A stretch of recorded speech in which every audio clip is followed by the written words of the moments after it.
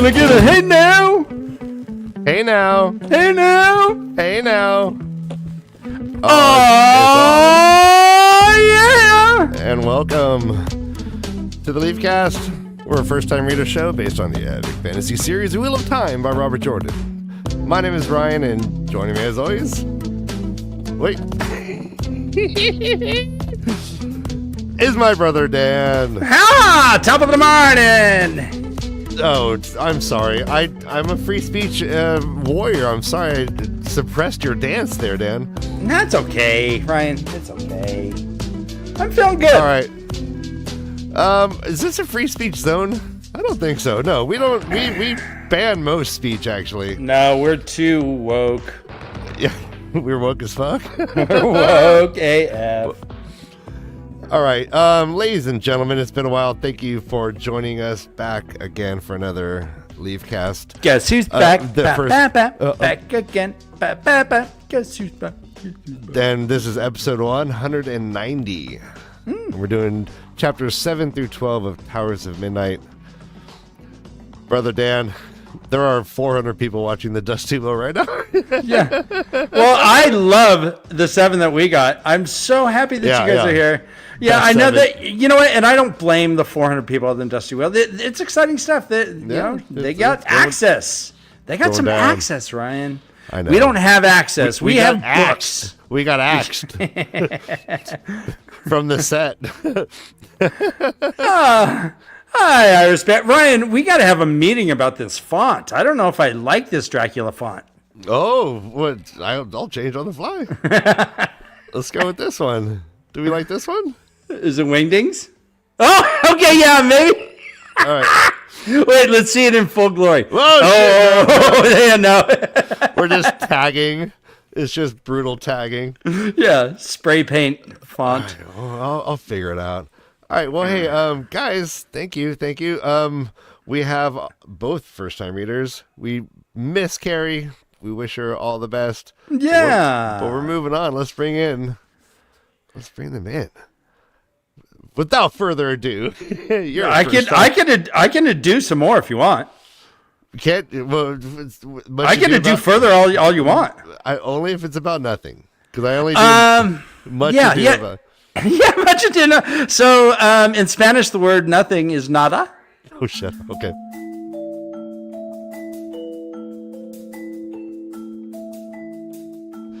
I saved you from yourself, Dan. You'll thank me. You'll thank me tomorrow. Okay, thank you. I'll thank you now.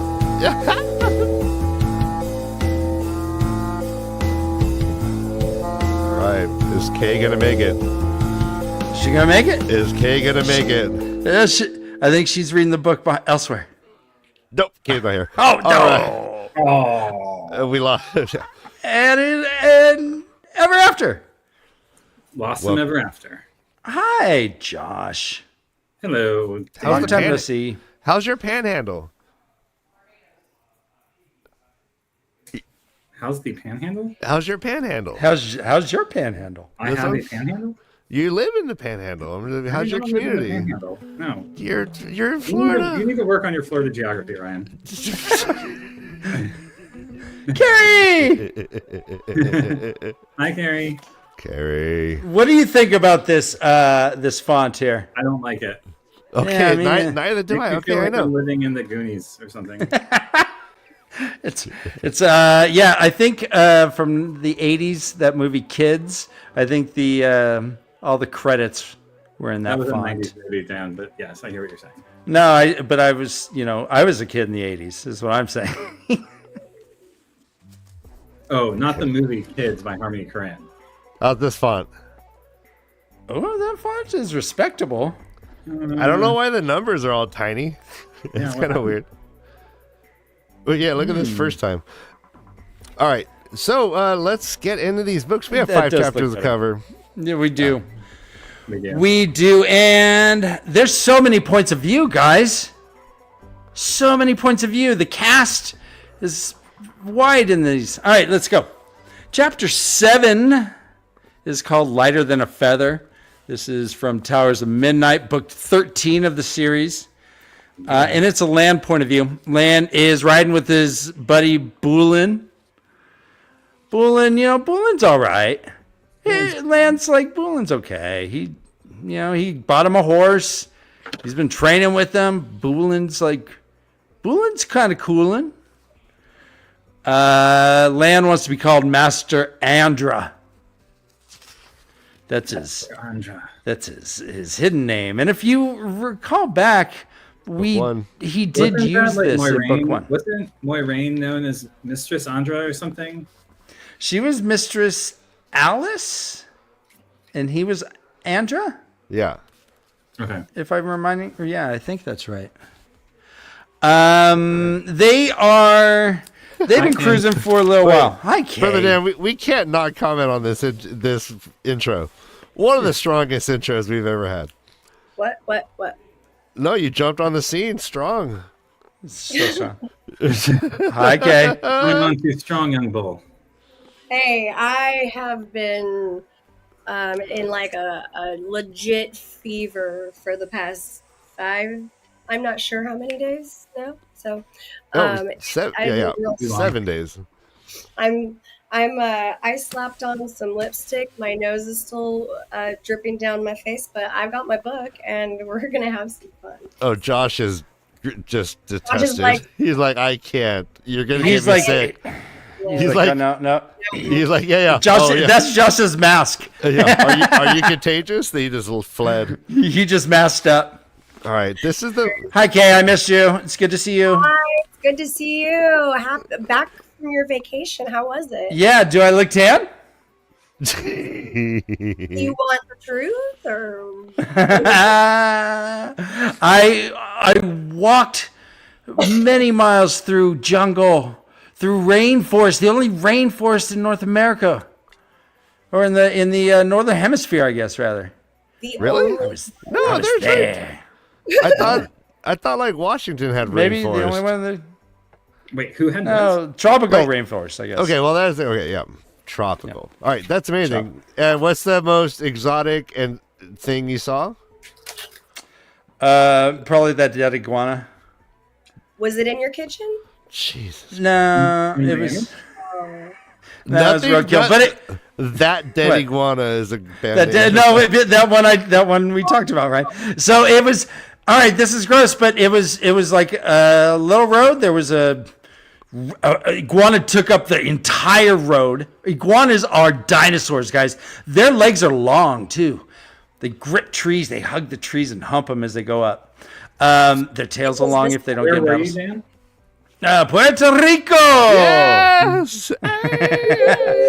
And there was roadkill iguana, and there were eggs, like smashed eggs, and they looked like someone dropped some eggs.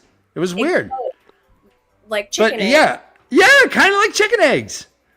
They were all yolky. Yeah, I mean, yeah. So what do you know? I feel like you're describing now something completely You're a different. yokel. A crime scene of sorts. We've got smashed chicken eggs, which feels a little violent. And No, they just had big eggs. in this moment. The iguana. They just had big eggs. You can afford to be smashing eggs. All right. This is oddly. I do have a story. I worked at a pet shop, and this person was trying to sell an iguana book. He was like walking around to different stores, and he brought in this big ass iguana on a leash. And so it was weird because it couldn't like get a purchase on the floor. It was like slipping all over the place. And do you remember the pet shop? So he put So you guys had like the birds in there, right? Yeah, like free big ass birds. Oh, they freaked out. And I bet. He picked it up and put it on my counter, and he's like, "Here, watch this," and then like walked away. So I was like, "Oh, this is cool. This big ass thing. I'm looking at it, I'm touching it. It's just not doing much." But then a dog walked by, and the thing panicked, and it whipped me in my side. Poof! And I had a big ass bruise along my side just from this iguana tail. And I'm a big dude. Josh, here's your friend. What is going on in Josh's screen? Hello. Yeah. This is amazing. Hello. Have we met? Well, I'm Brother Dan. This is Kay. That's Ryan. I'm Ryan, yeah. So good to meet you. Yeah, rehearsal was on before. Yeah. Well, good seeing Awesome. you again. good to see I know. you. I don't know that I was there. I feel like I wasn't there. So, It was No. on screen. anyways, you look The fabulous. how is the food? Empanadas are so good, guys. Empanadas, I could live off of empanadas. I think I know. They're like like I took them home and ate them cold, and they were like egg rolls, cold egg. Oh God, they were so good. Blah. All right, Bill. Have a good night. I hope. So I hope. happy for you, Brother Dan. And I'm pretty happy for Josh and whatever's going on here. Good night, Bill. Yay! I know. Yeah. Awesome. He's Happy all- dance. But I'm saying good night Good night. and hello. Goodbye. Going off to Do the ecstatic. show. All right. Bye. Nice seeing you. Bye. Come back anytime. That's a beautiful dress. So yeah, we're just starting on chapter 7. Okay, so Lan is cruising with Boolin. Boolin. So they're cruising. Booing. He's like, "Hey, Master Anda, there's a cool like we could take this other road and get swing by my dad's house. My dad's got all kinds of cool shit. You got to see his train collection. It's so great." And Lan's like, "No can do." So he's like, so they go through this town. There's an inn, and there's some dudes. There's a trio of men standing in front, and Lan just kind of looks. He's all nice, boom, and the guys, they're all just smoking bowls. As soon as Lan stops, they put out their weed. They hop on their horses. And they start coming, and Lan's like, shit. Shit. Guess it's time for me to kill people. I'd hate to kill these, but Bullen could use the killing people practice. But then they come around, and what? Two of them are wearing Hidori? Kay? What is that? Yes. Is that you, Andira? And what the heck, Nazar and Rakim? Rakim, you're not even Makiri. You want to be poser? But he's there. And they're like, oh, yeah, Lan. Yeah, you used to be my boss. I remember you.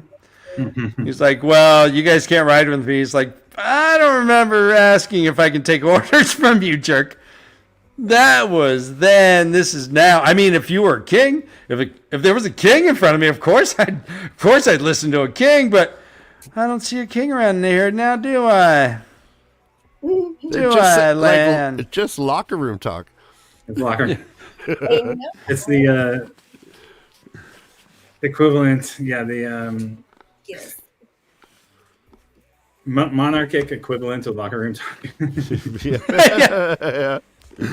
He's like, hey, jerks. This path leads to death, and they're all death's lighter than a feather. Remember, Lan? Mandragoran? Do you Lan remember that game, Mandragoran? light as a feather, stiff as a board? I was just mentioning that today for some other reason. I feel weird. Because I think you're complaining about me in bed. Yeah. Where does the light as a feather come from, like at all, Ryan? I know. Unless the only feather I can see is like you snoring so much that there's like that little feather that's Like about to go into your popping mouth, out. and you're all, shoo, and it like comes up, Disney movie. shoo, and the Yeah. feather never gets into your mouth. That's hilarious. That's the only light as a feather I can see with you. All right, you gonna comment on my Hidori, Dan? It's not a random wire I wrapped around my head. I couldn't quite see it, but now I do. Oh, boom. Yeah. Oh, yeah. Oh, Yeah. That absolutely does not look like a power cable, Ryan. No, yeah. Tadori. No, yeah. No, yeah. You do better in under 5 seconds. That's all I got. Oh, Jesus. Of course you would go with the pink Hidori, Dan. Of course. Hi, guys. We riding to death? Who's riding to death? Hi guys. No wonder Lamb was just like rolling his eyes. Death. No, that's totally Rakim.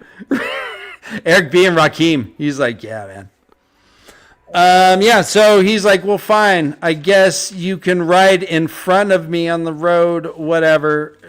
Fine. And then the two became Go 5. ahead and ride in front of me. Bounce your little tushy on your horsey. Ride in my view if you must. It's fine. Yeah. Yeah.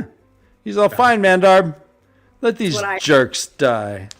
I don't know. They were all. This is a weird. I don't know. I didn't feel that much about this whole situation, but The 2 had become 5. How many? Do you guys ever see Forrest Gump?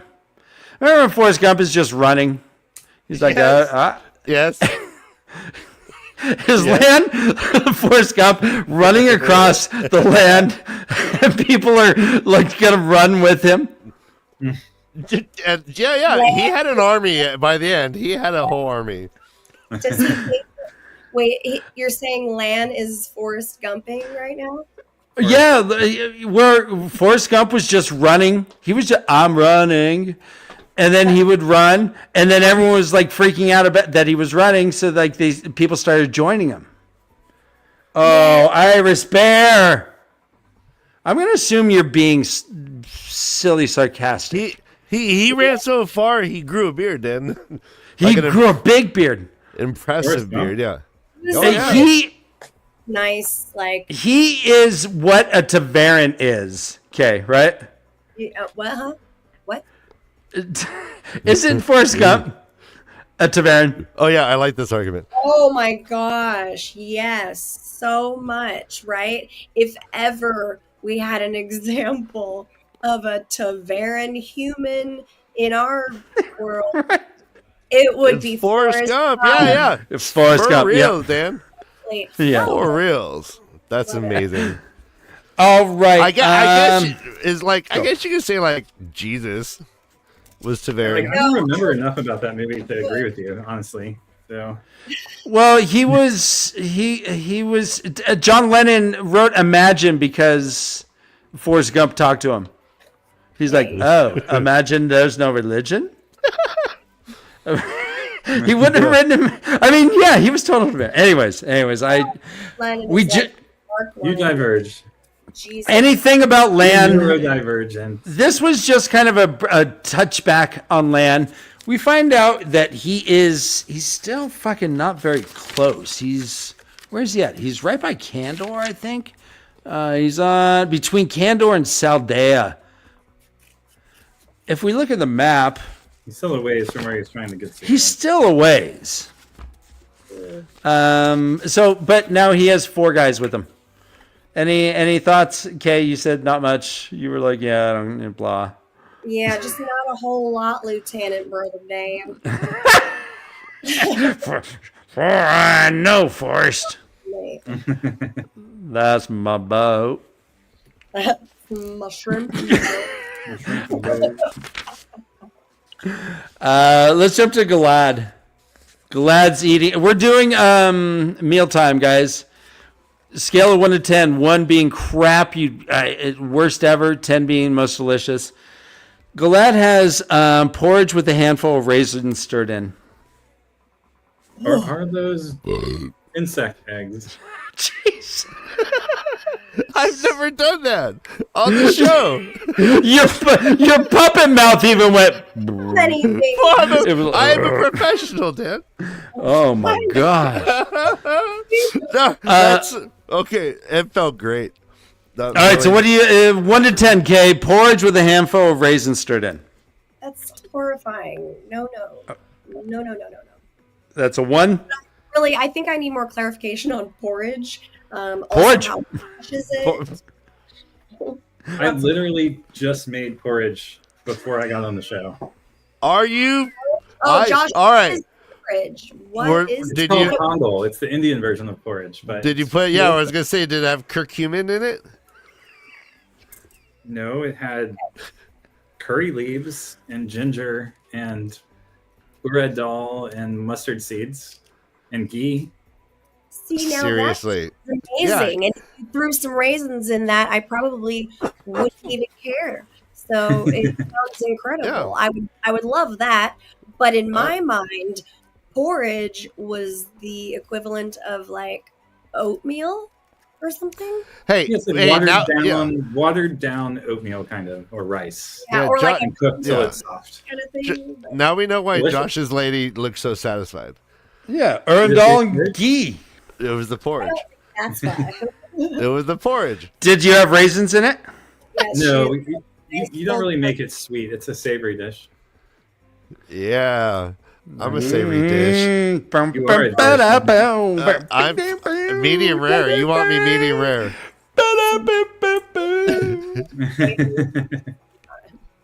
You want me foie gras? Foie gras. Yeah, yeah. Foie gras. You want to stuff me and then have me? We force feed you beer and then Take your butter. And then pound my ass. You know, a good segue. Ty Shar, the first of the day. The 1st of March, guys. First Ty Shar of the month. Quote, inside the flaps of Galad. Come on. no. No? Okay, you mean butt flaps? Butt flaps, of course. Okay. I was like, what kind of flaps? Inside the flaps. Wow. I was inside the flaps of Butt Galad. flaps, dude. Butt Okay. flaps. I've not said butt flaps in like 30 fucking years, man. Like- That's so funny. I haven't heard that since elementary school. I know, right? Like I've never even thought butt flaps. Oh, Glenn. It's the most unerotic way to refer to a butt that I've ever heard. Oh yeah.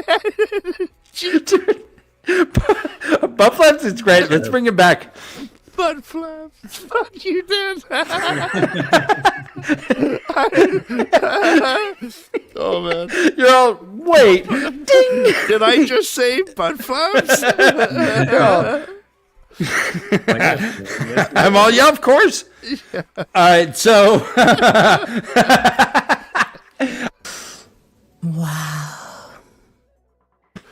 Inside the. So, child buyer goes inside the flaps of Galad's tent. Thanks, And it's Glenn. just waiting. It's just sitting there waiting. He's like, all right, fine. Tell me what's up. He's like, they fly the flag of Gelden, huh? He's like, yeah, and the flag in Maine, and the wolf head, though I guess it's down, but Golden Eyes is there. He's like, did he really kill Bornhard's dad? He's like, totally. I was there. He was, and let's talk about the argument that's going on here. If you're a child buyer, okay, if you're a child buyer, you know that Golden Eyes over there, that dark friend over there, had brought Trollocs to the two rivers. Are you talking about Perrin? Or Yeah. yes. just So the two? White Cloaks, yeah, they're like, Okay, he's. they're like, we gotta go. So Galad's like, all right, buyer, spill it. Tell me about him. Tell me about him. He's like, yeah, they're dark friends. I saw him at the two rivers. He brought all these Trollocs. Galad's like, Trollocs in the two rivers? What the fuck? And he's like, yeah, I was there, man. He's like, the whole place is swimming with freaking dark friends. Yeah. Just a cesspool. Galad goes, well, I know they got some good weed out there. I didn't know. Really good tobacco. Yeah, but I didn't know they had dark friends. No, you know what it reminds me of, Dan? It reminds me of Felton. I was thinking, yeah, okay. All right, the Two Rivers is Felton. If you don't know, Felton is a rural suburb, I guess, of Santa Cruz, which is No, it's a suburb. town, a village, or something. It's a town. There, you'll see like per capita belt knives in Felton. Everyone's got a belt knife. Anyways, Camouflage pants are mandatory. People remember that guy with the belt knife just walking down the middle of the street with no shirt, camo pants, belt knife right in the back pocket, or right, literally. not in the back pocket, like stuffed behind his belt, like, but he had no shirt. Yep. But it was stuffed there, like he was hiding it, but he wasn't hiding it. Yeah, no tattoos because they can't afford it. Can't afford it. So Scars anyways- galore, though, probably. Anyway, yeah, like that's the Two Rivers.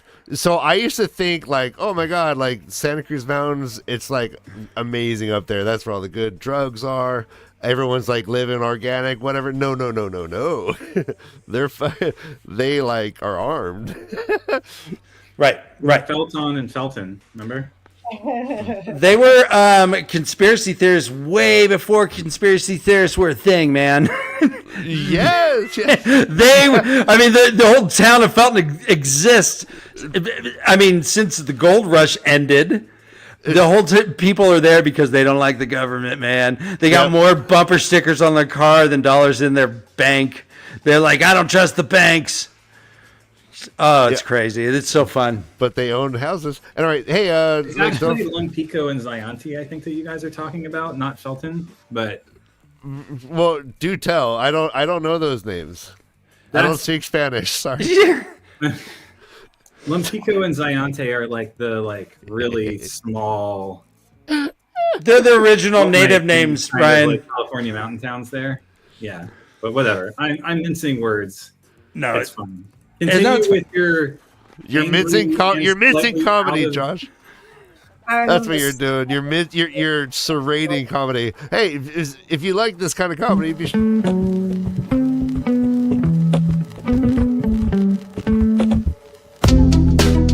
smash that like button.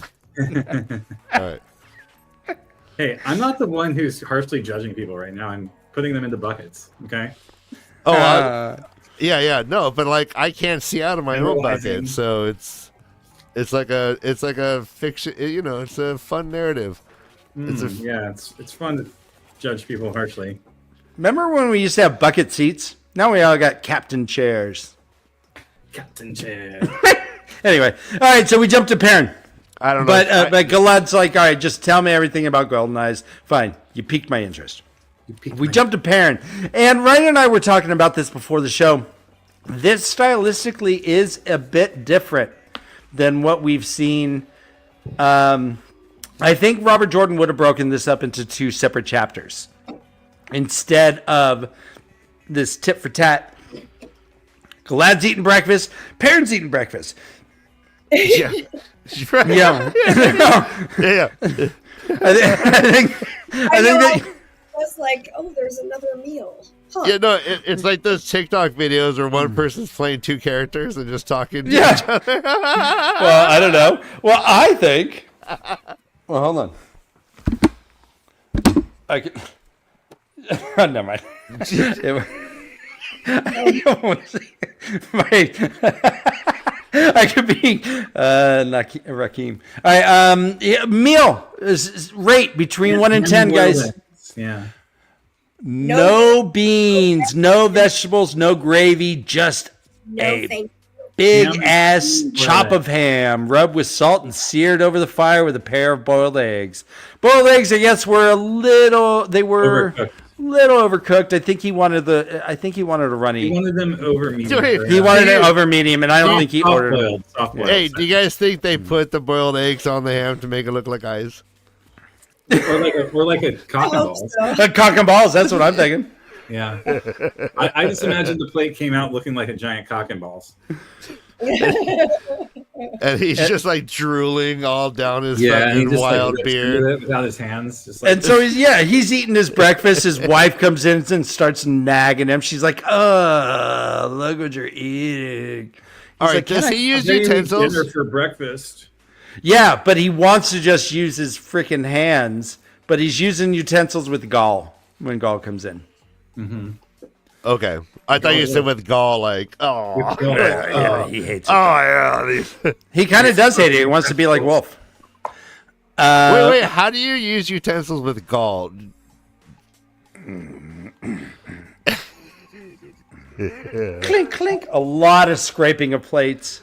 Like the fork is just, a lot of that shit. Like, Yeah, that warrants did you see the ball? Did you see the goal? No, yeah. So the definition of gall is bold and impudent behavior. Oh. Yeah, impudent.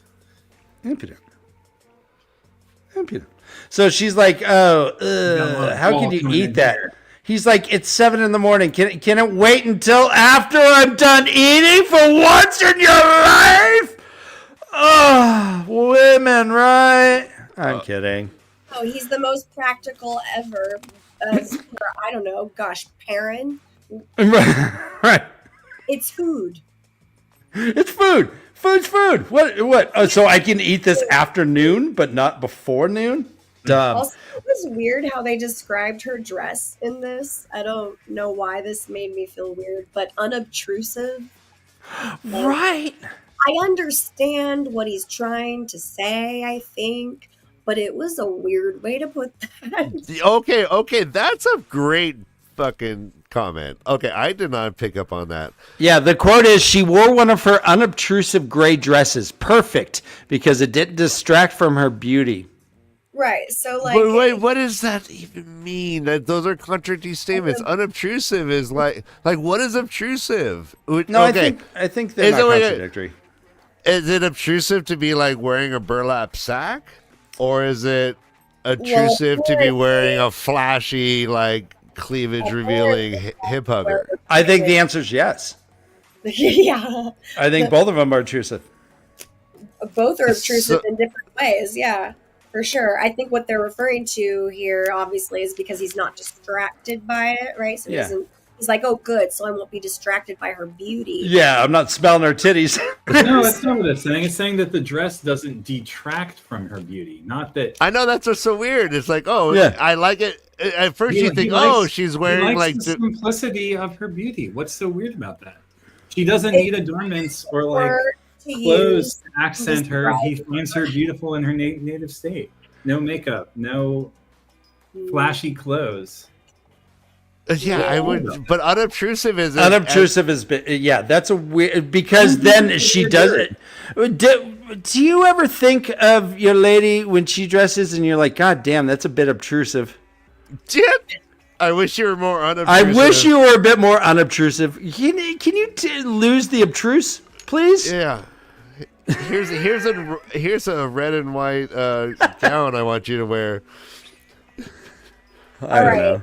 Tie sharp for you. Oh, please. He nodded, swallowing. Yep. Yeah, I had that one too. Okay.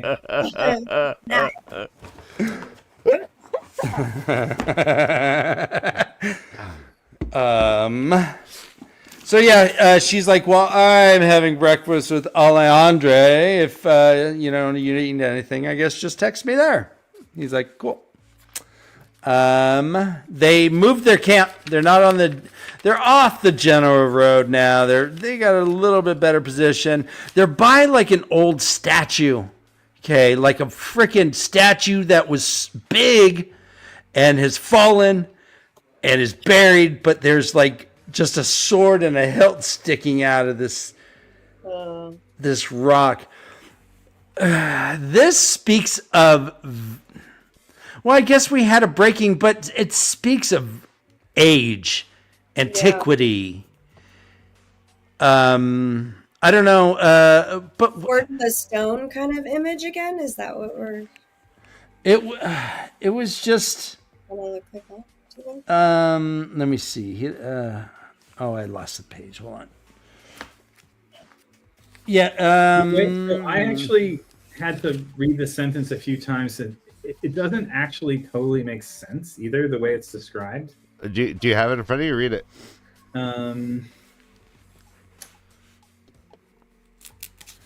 It reminded me of that movie, Planet of the Apes, I think it is, or something.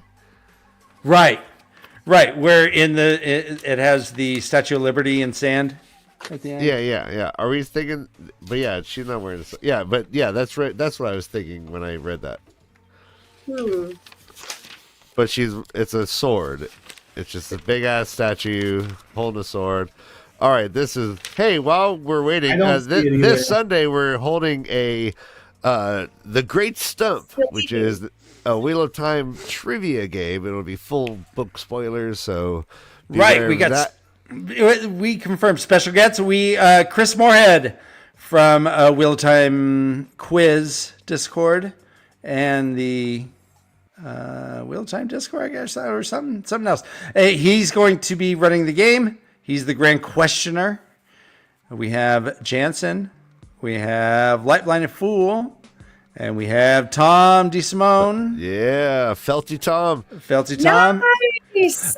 And since we're plugging on Saturday as well, we haven't quite organized it yet. We don't have every single detail. And I know that Dusty Will is doing something the same time. Everyone's doing something, but we want to watch the live event with y'all. So if you feel so inclined, we will be here on Saturday for the live event that is on the 8th. Yeah, we'll get on early. We'll hang out. This will be on YouTube. Yeah. So when you hit the like button, which y'all better do apparently, make sure that you have the bell so that you'll know when we're live. All right. Yeah. So he hangs out with Gaul. Gaul comes in. He sits on the floor, even though he doesn't quite like it, but it's pretty rad. He's like, "Hey, come in. My shade is yours." He's like, "Quite the feast. Do you celebrate?" He's like, "Nothing besides breakfast." A mighty victory, Gaul says, laughing. And I love that. But we do have a Taishar here. Quote, "Back to his meat."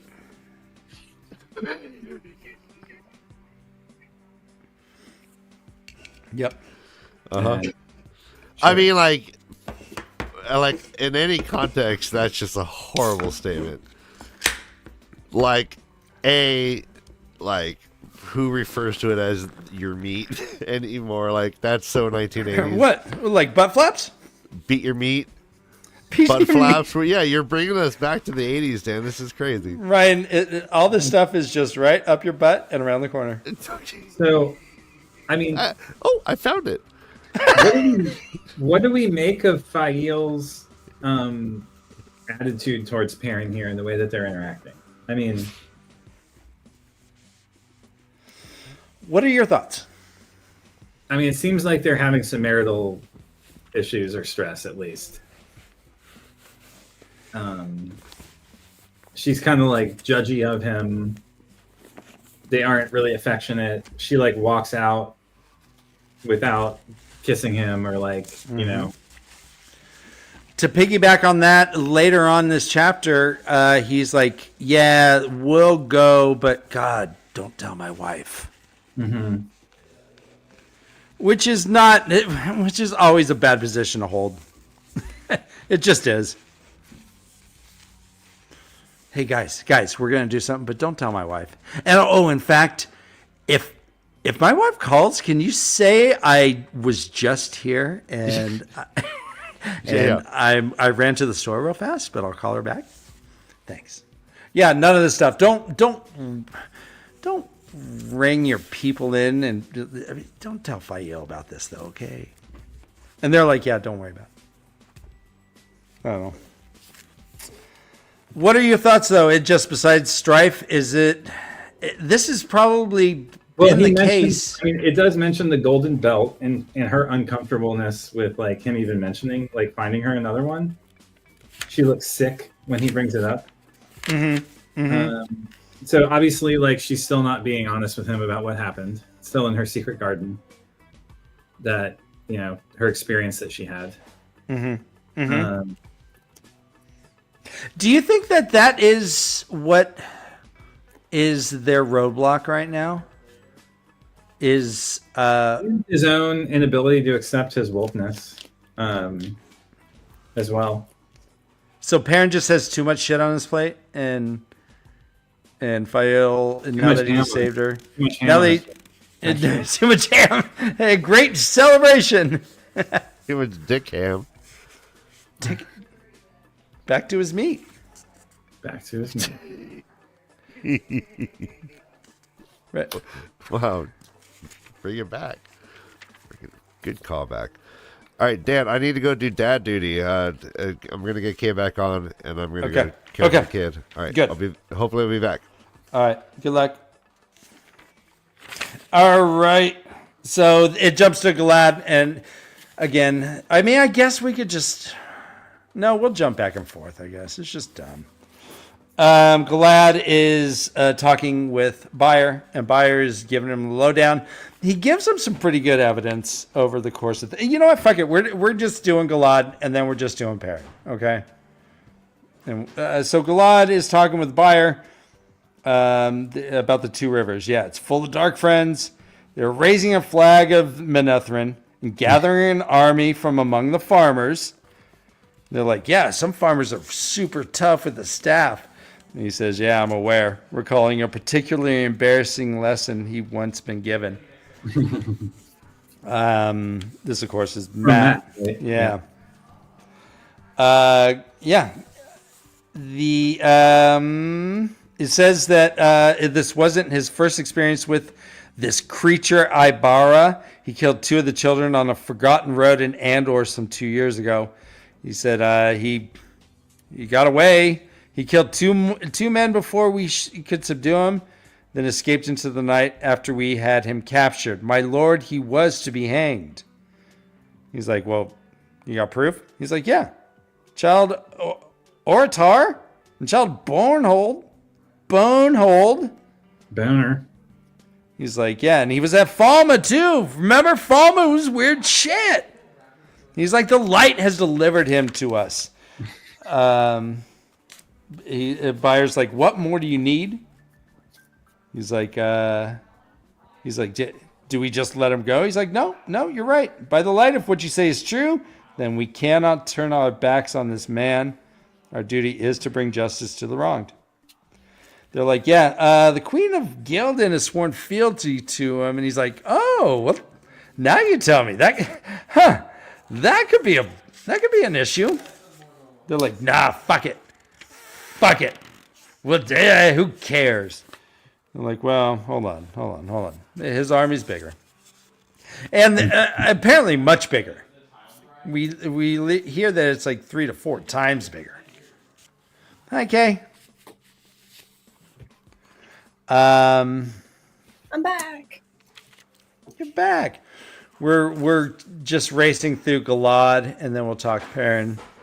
So Galad is he's like, well, yeah. He's like, yeah, these farmers can be dangerous, but you're right. The light will stand with the children, and we gotta go to war. Buyer's like, we're gonna move against him, and he's like, yep, we have no choice. The light, you're right. The light brought him here. That golden-eyed dude, he brought him here. He's like, maybe I should go talk to him. And then tell him that we got to go fight. And oh, you're right.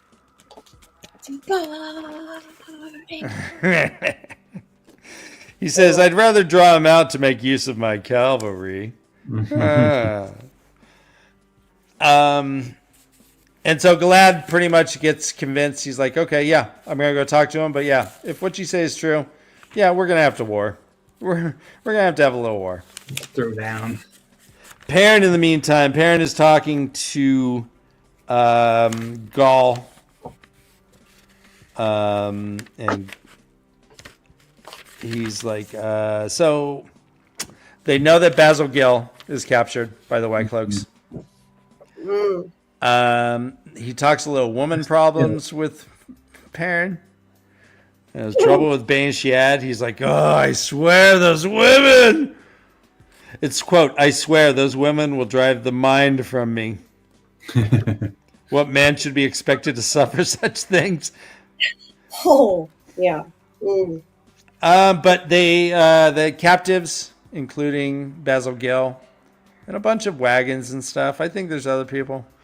They're unarmed and healthy, and the Lord Captain Commander himself rides with this army. And he's like, well, shit. He's like, Lord Captain Commander? I messed with Lord Captains before, not the commander, but Lord Captains. In fact, the night the Hopper died 2 years ago. And that had been the night where he had killed for the first time, it says. Perrin starts thinking, he's like, is this part of being Ta'veren? He's like, does all this stuff have to circle back on me? Mm-hmm. The White Cloaks, the Wolves, does it all have to circle back on me? We hear that there are 20,000 soldiers of White Cloaks. 20,000. And others who are just like washing followers, people. Yeah. Lay people. Gaul's like, he's like, yeah, they're 20,000 is pretty big, but not as big as ours. And they don't have anyone who could channel. He's like, they're like, yeah, the White Cloaks would not have someone who could channel because it's kind of against their religion. So Gull's like, what do you want, Parent Bara? And Parent's like, well, I guess just send some scouts. We'll find a better place to camp. and then we'll go see. Move on. So, and it turns out that we find that they do meet up. But is there anything in that chapter 7, Lan and the Perrin Galad back and forth, where it's like, Nope. Move on. Okay. Chapter 8 is called The Seven Striped Lass. It has the dice as an icon. 6 pips up. 5 die on the board. And it's Matt. And Matt's hanging out in a good old tavern, man. Is this a Taishar? I'm not sure if it is. You know what? Be honest. Be shy. Ryan's too hard. Between 2 fingers of his right hand. Between 2 fingers. I was thinking of like pitching a movie. Yeah. Thank you, Josh, for the vision. I couldn't do it. But, all right, I'm gonna drink. I've got my healthy juice. Why not take a sip? So, Matt, what do you guys think of Matt? What do you think of this chapter? Oh my god. If we thought he was good at rolling some die before, we had not seen anything yet. Is that this chapter? I think that's this. He rolls him onto the corner. Is that what you're thinking of? Yeah. Yeah. This is right here. He's hanging out with the tavern keeper. The tavern keeper's hot. Like Matt, like she's kind of Matt's type. She's like, I thought that Brandon Sanderson did I remember thinking while I was listening to this, like he did a pretty good job at like maintaining Matt and the essence of who Matt is as a character, which I really appreciate. I'm sure everybody appreciates that a lot. He's like a fan favorite for a lot of people. So I was happy about that. He's going by the name Master Crimson. Master Crimson. I am Master Crimson. Yeah, despite all the changes, it really feels like Matt. Yeah. Well, Matt here is in his head. He thinks he could just snap. He's the Fonz. He's like, if I give her my best smile, then the panties drop. And I can't do that anymore because I'm a married dude. But so I'll give her a decent smile, but she can't handle my best. If I threw out my best smile, dude, it's game over. Game fucking over. She would crumble. He's like, it says, quote, he could not go breaking hearts. It would not be right. He is, I got a Taishar. All right. This one's good. Quote, he was so stiff, a good kiss and cuddle would do him good. Nice. Okay. That's good. He was already so stiff. A good kiss and cuddle. I'm listening. And he is talking to Melly. And Melly is the hot tavern keeper. He keeps trying to see her boobies, actually, but the bar's a little high, so he can't quite see it. And he's like, man, look at, she's great. Her hair is fetching. And he's like, hey, all right, so yeah, I got this letter. Apparently he had told her. He's like, yeah, I got this letter. I guess you got to wait here 30 days. Or I open the letter and I promise I have to do it. She's like, suddenly she grabs the letter and she's like, well, I could just open it for you. You didn't open it. I could just open it and tell you what it is. He's like, that's a big loophole and I'm not taking it. not doing it. She's like, and so she was like, being kind of flirty. She's like, oh, you want it? No. Oh yeah. Oh no. I'm sorry. No, here. Oh, too slow. He's like, hey, listen, I'm gonna give you my best fucking smile if you don't give me that damn letter. And then after that is your own damn fault. Yeah. Hey, if you make me whip out my best smile, you know what? If you make me charm the pants, Do not Do not make me turn your pants off. when you are carried away on a river of your own cum. Sorry. Okay? We might be missing things. Yeah, he was like, but he did give her his best smile. It was called for this time, though it could break her heart. He could not let her open the letter. He's like, hey, you know what? I can't fight. What if she, makes me want to look dumb? Which he kind of thinks that. He's like, he does approach that. He's like, yeah, Aes Sedai, it's probably embarrassing. They suck. They sense it. He's like, hey, this is from an Aes Sedai. Are you sure you want to fuck with that? And Mellie's like down. She's like, yeah, Mellie will want. She wanted to go to Tar Valon, and just like she's like, yeah, I hear they're recruiting. It's rad. Want to go? All right, I'll give you the letter if you introduce me to the Aes Sedai. He's like, yeah, yeah, no sweat. If I see her in Camelin, you got it, Toots. Let's see. So he splits. Camelin is bumping right now. And he wants to... Oh, he doesn't leave yet. It says here...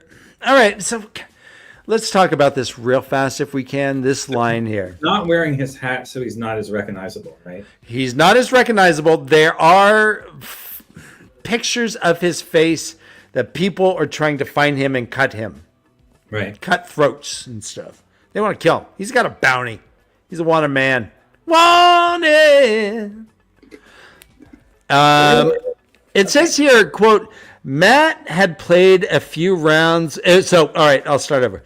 In the corner, some farmers in work coats fraying at the collars played at dice.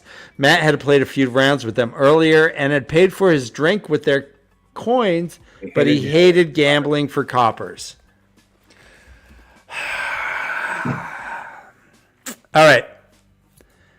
Is Matt a dick?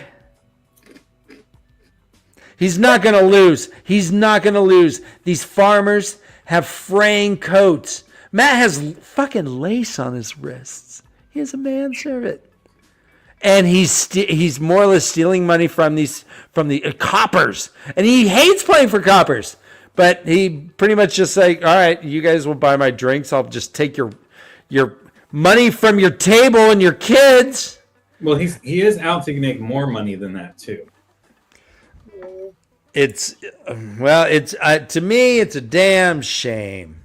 It is a damn shame. I think it's robbery. But it's like, it's also, I mean, they're on this major mission. He's got to support himself and also keep himself entertained. I don't know. It's not the best of choices. It's not an ethical one. But yeah. I mean, yeah. Go ahead. To a degree, also.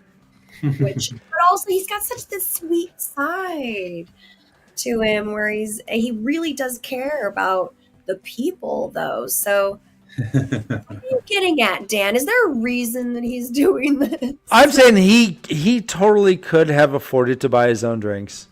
Yeah, Dude is filthy rich, and he's playing a game that he's probably not going to lose at against farmers who could use them coppers. That's what I'm saying. I guess if you're going to gamble, you got to expect you don't gamble anything you can't lose, right? He's a gambling addict, Dan. Oh, sorry, what? He's a gambling addict. He really is. He can't help himself. If there's dice being thrown, he's got to throw down.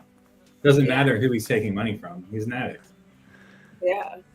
That's a good point.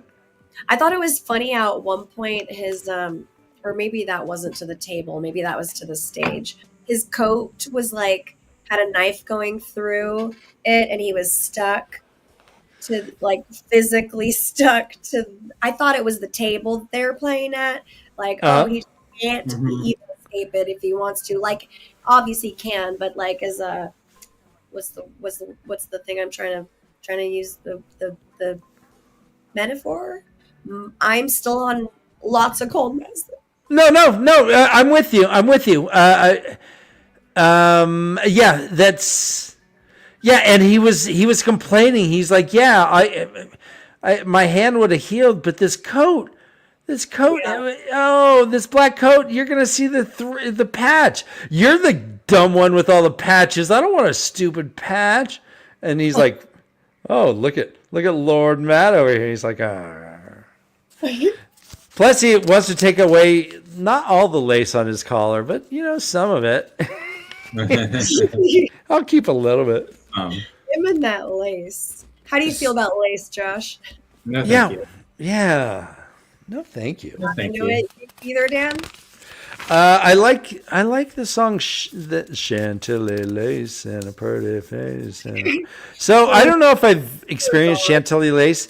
I think Chantilly lace is like that 50s style lace, and I think that's yucky. It looks cool, but it's like that chiffonish shit. I think of Matt as wearing like pirate lace. Yeah. That's how I see it too. Also very Mozart. Yeah, kind of Mozart-y. So he goes to like a cooler place. He's like, let's see. Oh, he sees a pretty serving girl. He's like, oh, nice rack.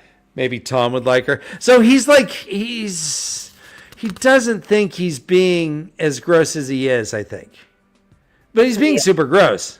Because he's like, oh, yeah, I could get that. I totally could hit that. I could totally hit that. She's not my type. Too bad I'm married. I'm thinking of it for Tom. Yeah. Or Vannon. Or Talmanis. Talmanis, there you go. Yeah. Yeah. He goes to a place called the Dead Man's Breath. Hey. Where did you get that name? Don't take me on a first date there. What do you, would you go to a place called the Seven Striped Lass? So a seven striped lass. What the fuck is that? Is it referring to her Carhinian dress, like that she's a noble? It could. Like a seven striped lass would be the daughter of a Carhinian noble family, right? Where they have the stripes on their dress showing how high society they are. Like Moiraine. Yeah. That's a good answer. I had a different interpretation. What was your interpretation? Well, mine was the Amerlin seat. Yeah, I was thinking that too. That's the other option for sure. Yeah. That's what I was thinking. Okay, tell me if this is a Taishar. Please. All right. His eyes were closed as he played, his mustache drooping long and white on either side of the instrument. Yes, hold on. I can't find it. Nice. Wow. There it is. That's a good one. All right, I found it. That's a nice one. Yeah, it's a good one. Yeah, these cats are more. Oops, sorry. These cats are more into gambling. This is more a gambling den. It sounds like these. Sounds like it, yeah. There's some like dudes and actually women There's a woman playing too, right? Chaser and Claire and Jowdry. Mm-hmm. Oh no, Jowdry's the guy who got killed. But while he's dicing, he hears about a murder.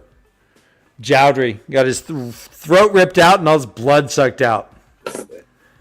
And Matt's like, wait. He rolled his dice and he's like, wait, throat, blood gone? Wait, what? The fuck? Buddy. I gotta go. Fuck. And then they look at the dice All three of them are on the corners. Claire's like, Chaser, look at that. And Claire wants to wet him.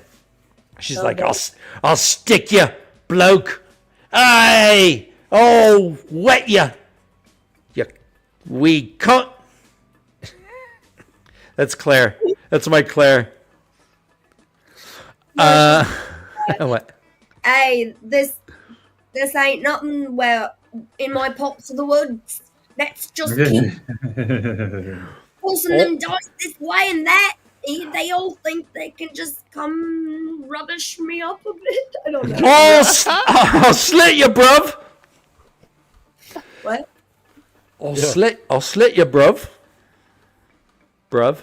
That's it. What's bruv? No, bruv. What, bruv? So he's like, oh shit. He looks over at the innkeeper. The innkeeper's looking like they're looking at a piece of paper. Like, what's this piece of paper? Matt's like, that's me. I gotta go. He goes into the alley and runs. He's like, shit. Gollum's there. He's like, He's like, shit. I don't even know. How'd the Gollum even know I'm here? I didn't even do nothing. He's like, he had sent a letter to Elaine, but didn't hear back, of course. And he starts like kind of just reflecting about what Gollum has done. Gollum, keep in mind, Gollum, we're reminded, destroyed Tylan. Ripped her head off. And Matt had tied her up like so it could be like, yeah, I'm going to tie you up, my love. I'm going to put you under the bed so that it doesn't seem like you helped me escape, but thank you for helping me escape. And then she couldn't even do anything. This Gollum just ripped her head off. Yeah, no, it's the weight of that must be amazing. But Yeah. why was there blood left?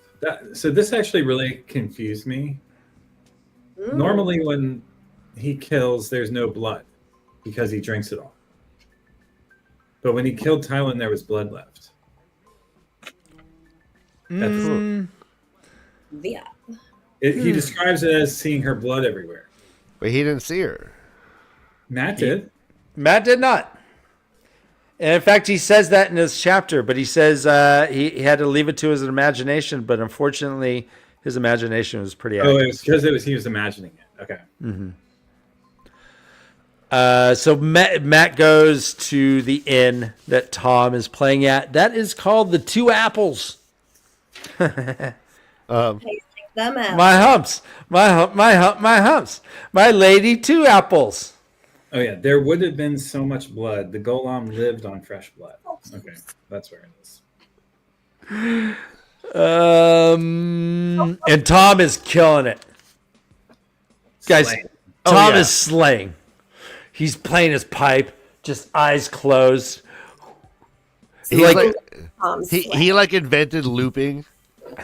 Slay away. Looping pedal, Ryan. Yeah, he was looping his he's a Putting one another man. melody on top of it. Yeah. He's like from Jethro Tull. He does the beat. He's Roshan Roland-Kirk. He's doing jazz flute. Roshan Roland-Kirk, yeah, he's got the lute and the flute and the... Yeah. Let me give you the Taishar. He shook a regretful head and replaced his flute in its case. I like that. Yes. Wow, amazing. Thank you.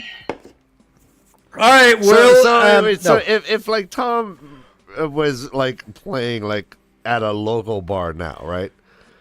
He'd Patrick, yay, hi. like 100% he's playing Not Like Us, right?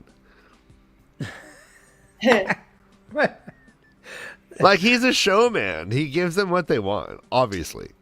Is that what you're saying? He just Yeah. He like he'd have to play Not Like Us.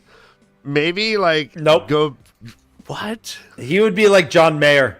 No. Yeah. John Mayer would play Not Like Us. He'd totally be I agree with that. Or like All of a sudden you just hear him like he'd pick up his flute, he'd like and everyone's like, no shit.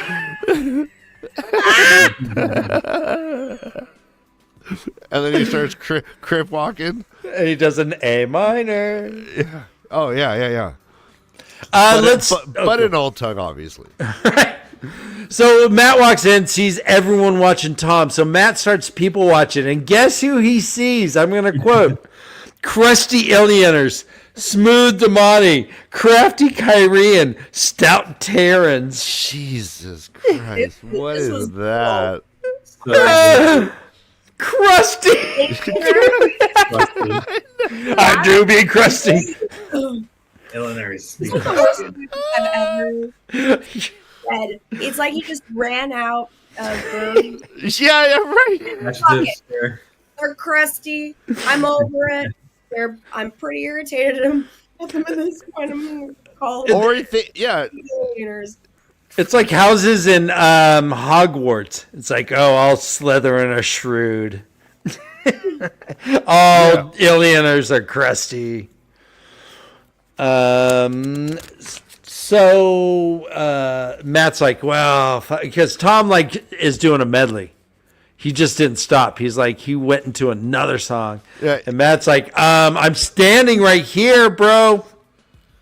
So he's no. He did not like us into End of the World as we know it. Oh, I thought it was into Picture it, Dan. I got royalty and royalty inside my DNA. Oh shit. He was busting another Kendrick.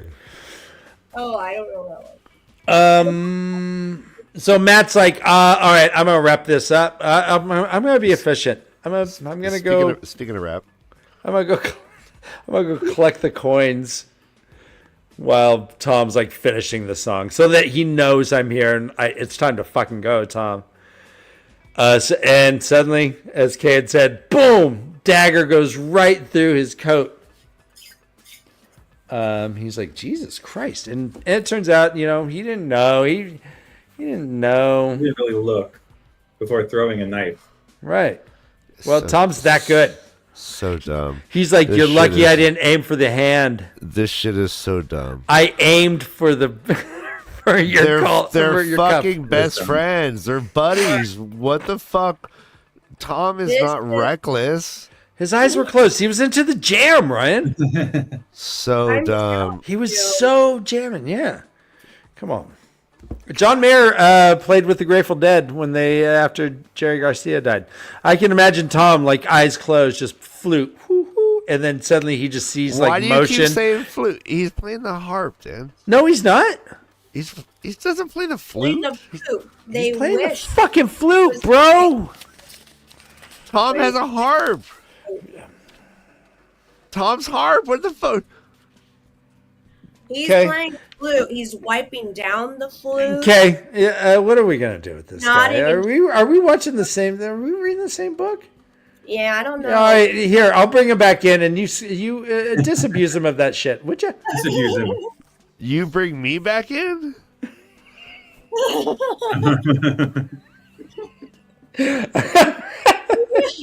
Say please. All right, there. Please. All right, there you go. Jesus Christ. So, he was playing the flute. It said that, in fact, he was like, the flute was a simple instrument. A lot of nobles would rather hear the harp instead. But it said the gleeman made the flute sound like an extension of his own soul. Soft trills, minor scales, and a powerfully bold long holds. Such a lamenting melody. Who is Tom sorrowing for? Laura's here. Hey, Holly, how you doing, Nighthawk buddy? All right, I hear if you actually wait to the very end of the video, we get 0.0001 cent of a cent. Never skip. Don't skip our ads. How dare you? Unless it's one of those weird 10-minute ones. Yeah, with children's cancer research. You're like, what? Well, the golf one could have been, hey, if you just follow these 3 easy steps, you can become great. And it's like a 2.5 minute commercial. So Matt, he's like, hey, you ruined my coat, jerk. He said, I almost wish you would have hit my hand. Blood would not have shown that much on the black, but the stitching will be obvious. Okay. He's like, and Tom's like, you bougie bitch. Shut the fuck up, you bougie bitch. And he's like, yeah, we gotta go. Oh, go ahead. He says, raising his cuff and sticking a finger through the holes.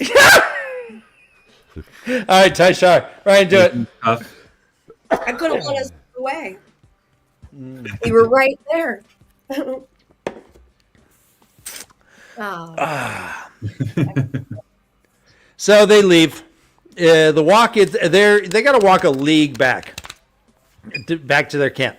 That's like one of the rules. They're like, okay, yeah, I sent a letter to Elaine, and she said we could stay there, but we got to be a league away, and no more than 100 people can visit the town any given day. Away. They reminisce. They're like, God, remember back in the day? Tom is more like, yo, boy, this place has changed. Good old days. Tom is thoughtful lately. He So what is it? Is it worry? Is he morose? It said that he was lamenting, He's sorrowful. sorrowful, sad. Just He's sad about Yeah. Irene. We Yeah. know. Yeah. no, I know, but is it sorrow? He's pining for her. Okay. I would be more anxious than sorrowful, but Well, he doesn't know what her situation is. yeah. I mean, she wrote him a prophetic letter. It's like he's also got to be like pondering like a lot of weird shit. Like to get a letter like that must Either he's they already question- knew that. Yeah, you're right. Sorry, Ryan. Yeah. No, it's just he's just like questioning like the cosmos and everything he knew about the world. Like, how is this possible that this letter comes to him? Mm-hmm. You know, so he must have like an engendered hope from the letter. So I don't know about anxiety. It like, you know what I mean? Like on some level, like He's sorrowful that they haven't been able to spend the time together now that he knows that yeah, she cares. he's old, man. He doesn't have a lot of time with her. Yeah. Right? Can his hope be non-binary Can his hope be non-binary? instead of engendered? Fuck Oh. off. I'm so over the conversation. Can we just move on? Sure.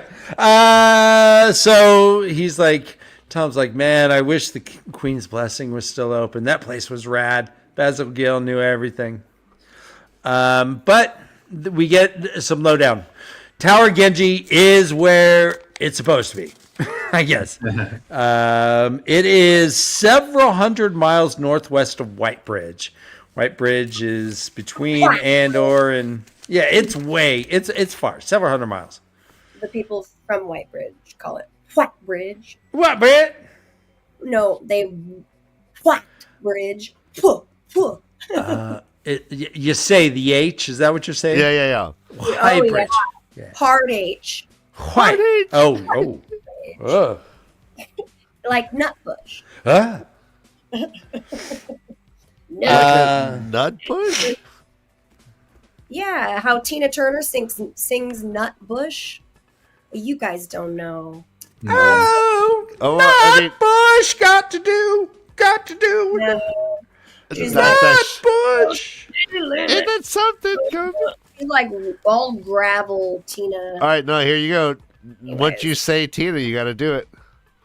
I just did like a couple times. So you're more welcome. All right, I'll splice the tape. Other than that, producer. She did it so fast. You blinked. Yeah, it's like, oh, watch me do a flip. Ooh, I'm so fast. Whoop. Yeah, Did you see it? yeah, I'm a ninja. Well, okay. I will bust out the entire Proud Mary intro for you at some point. Not now because I'm Rolling, not feeling well. But I rolling, know that whole rolling on in the bush. Can you dance like her? Can you do the whole? You got to wear high heels and be like. She did. Did James Brown get it from her, or did she get it from James Brown? I'm not having this conversation. Move on. Let's go. Okay, I have one question. Who runs Bartertown? Master don't Blaster. need another nut bush. Master Blaster runs Sparta Town. That was Tina Turner. She was, it's Mad Max, Thunderdome, Beyond Thunderdome. Okay. Matt promises, he's like, dude, we'll go. I promise. As soon as I'm done with this stupid letter thing, I gotta wait. And Tom's like, just open it, bro. It's probably not bad. It's probably easy. It's World White Bridge. It's fine. He's like, no, I'm not opening that letter. You don't understand. Varen. And Tom's like, yeah, I don't trust her. I don't trust her. Matt's like, for an Aes Sedai, I kind of like her. And I'm a good judge of character. You know that. Tom raised an eyebrow. Jesus Christ. So they decide that they're like, yeah, you should probably have guards when you go to the city. He's like, yeah, you're probably right. Mm-hmm. All three Aes Sedai came back today, which is great. There's Teslin. They're like, yeah, we heard from the White Tower, and we're gonna go. We're gonna go. So yeah, it's getting awkward. She says, yeah, but I kind of wanted to just actually personally thank you. I know I'm kind of I gotta be tough around my friends, but they're not here, so I would still be in the Shanshan if you didn't come rescue me. I could talk a big game and say I could have got out. I would not have. I was fucked. I was in big trouble there, and you bailed me out. And I'm really in your debt. It says, quote, remember, should you ever come to the White Tower, you do have women there who are in your debt, Matrim Cawthon. I do not forget. And she nodded to him, a respectful nod, almost a bow. And he's like, oh, fuck. All right, you're probably going to need some horses. She's like, listen, no, I didn't do this so I can manipulate you and you give me horses. And he's like, yeah, I know. That's exactly why I'm giving you horses, because you're awesome. Oh, I'm just gonna bow and. So he's like, yeah, we're cool. You're awesome. I'm gonna go in my tent. Wait a minute, blood! This smells like blood. Dun dun dun. And then, it jumps into chapter 9. But what about chapter 8? Did you want to talk about? Anything? Say yes. Say yes. No. Yeah. All right. I'll find us a gateway, Matt said firmly. Maybe Varen will come back and release me from this bloody oath. I'm sorry. I was just killing time. I don't know what was that. Were you yo-yoing? Yo-yo. Oh yeah. I've been working on my puppet yo-yo. Were you trying to say yo-lo? Yo-yo ma? Just kidding. Long time to call your mom. Hey, mom. Hey, mom. All right, there's chapter 9. It's called Blood in the Air. This is Matt, and it's a direct continuation. It could have even been, it's the same incident. It says, Matt ducked in immediately. That instinct saved his life as something swung through the air above his head. Matt's like, murder, bloody murder, murder in the camp. He grabs his Ashendare. He kicks at something. There's something moving at him. And he's like, fuck. He just cuts his tent open and gets out. He's, the golem steps out. He just looks like a dude.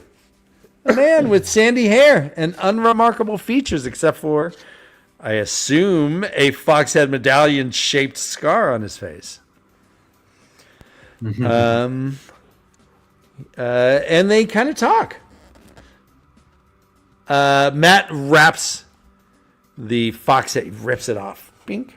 Wraps it around the Ashendare. So it's right on the blade. And he's like, so he can have some distance. Good 6 feet of distance, maybe. Quote, the one who now controls me wants you more than anyone else. I am to ignore all others until I have tasted your blood. Creature's fast. He attacks. He seemed to flow out of the way. Matt just barely. Whoa. Whoa. All right, guys. Taishar, maybe. Quote. Okay. Bleeding on the ground, it came. Oh God. So many meanings, I think. I'm ashamed. All right, let me save you from that. So apparently the golem is this is my headcanon. The golem. Wow. Wow. Wow. Just sorry. You know, I met him in Hawaii once. He almost, if I hadn't been newly married, he probably would have picked me up. Anyway, this is a Wow. good time. Hey, Kay. You look. Yeah. You look. He has Wow. His friend in the seat right next to him, and like they just Wow. weren't pretty vocal though about things. Like apparently, conversation didn't last very long. I can rip your throat out with my fingers. Wow. hey, Mater. Remember, he was the voice of Lightning McQueen in Cars. Mater. Oh, I need to hey, maybe watch Mater. that more to get his voice down. I don't have Hey, it. Mater. So Weaves will not touch the golem. We are reminded of that because Teslin comes in. She's like, I am not the Nazi car. I'm Teslin. No. But the golem says, it says, a bird must fly, a man must breathe, I must kill. I've been told to kill them all, to bring you out. The man with the mustache, the aged one who interfered last time, the little dark-skinned woman who holds your affection. All of them, unless I take you now. He's like, what the how do you know Tuon? You know Tuon? Shit. This is getting deep. He's like, hey, your weaves won't work. But see, actually, she pulled Matt with Weaves of Air. Mm-hmm. She's like, get over here. That's all. I love this. I liked all like the uses of the power that were kind of unique. Like throw shit at him, pull Matt away. Mm-hmm. She starts throwing furniture at the golem. It's shit we would do like in D&D. Like we'd be rolling to see if we could like hit her with the table. The golem takes off, kills 2 red arms on the way. It says the golem indifferently slid between the pikes, grabbing each man's throat in a hand, then crushing its fingers together. With a spin, it ripped free their flesh, dropping both men. Then it was off into the darkness. Matt's all, well, fuck. Those were red arms. Uh-huh. Now they're red necks. Or throats. Hey, Hazel. Never mind. Come over here. Are you gonna? Don't kill your dog, Dan. We don't need a. Dan, don't do it. You know what? We don't need a representation. You know Also, what? that iguana could have just ate a bunch of eggs, Dan.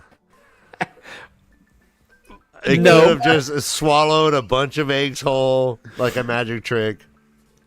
They sell a food item called pinchos. And pinchos? Pinchos. Something, wondering what Josh and I thought about. I'm not sure what, though. You can put your question into chat, though. Pop your question there. Okay, here it is. Who controls the golem now? And who did before? Well, I mean, I guess there's an implied assumption that it's changed ownership, but yeah. Just Does Morden, he say probably. my new master, Ryan? What's that, bro? Does he say my new master?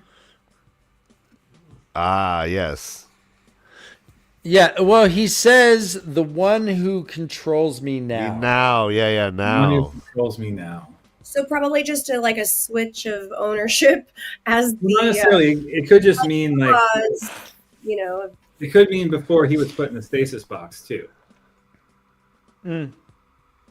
True. Right? Yeah. I mean, I believe Samael is the one who referred to him Yeah. originally. And Samael's still alive, right? We haven't heard from him in a while, but Oh, no. it could be Moradin as well at this point. Who controls him? Yeah. That's more than like whoever the dark one is, right? Like the darkest dark one, the highest ranking dark lord, our lord, our great lord, your dark one, the highest ranking one of them guys. Probably calling the shots on what Agree? The golem leaves, and Matt's like, "Oh shit, blood! Over! No!" He runs to the tent. Over! Oh no! But he sees his man Lopin. Lopin is nopin. Lopin is nopin. He's like, "Oh shit." He said, "I should have." He's like, "Why was I being so secret? Everyone here is gonna die because of me." He finds Over it with Noel. He's like, this is awesome.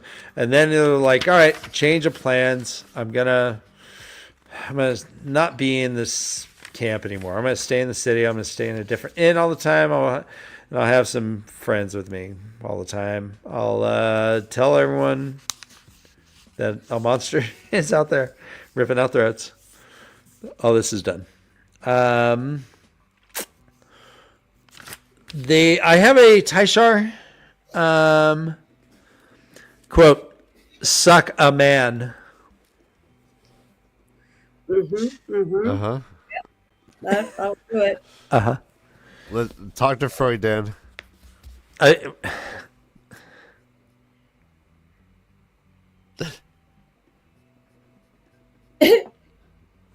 No.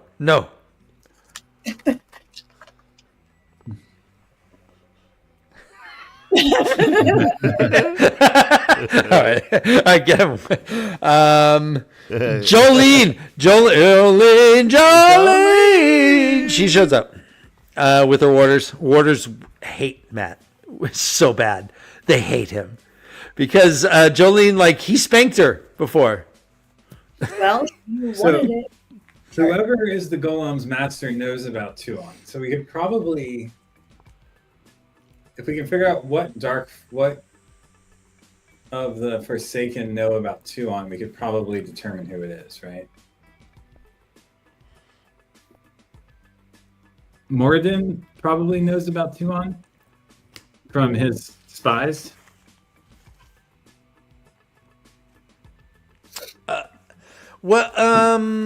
Yeah. Well, they think that they may have gotten information from Derry. They found Derry. He had been dead a few days. Right. And it said it took him that long. And it said it must have interrogated him, Matt said. Found out people I spent time with where my tent was. And Tom's like, can it even do that? Seems more like a hound to me hunting you out. Mm-hmm. He's like, yeah, he was at he went to Tyland's palace and I was gone. But Jolene comes in and he's like, you, Metrum, seem to be right. There is a monster here. She's like, I'm going back to the White Tower. I'm leaving tomorrow. Fuck you all. I'm taking my ball. I'm going home. Can I have horses? He's like, yeah, I'm giving Teslan horses too, so I'll give you some. And that's pretty much it. And he's like, yeah, I got to write a new letter to Elaine. I got to get out of here, but I still need to talk to Elaine. I'm gonna write her quote. He's like, yeah, I'm gonna swear in it. So that's the end of chapter 9. What about this?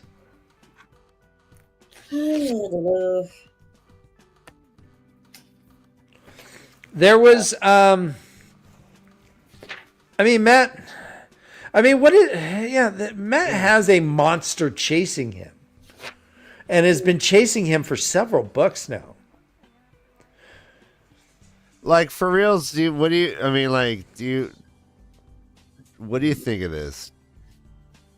Do you like, when you read it, do you like feel or is it just like be honest, like, do you think the golem is gonna threaten Matt in a real sense?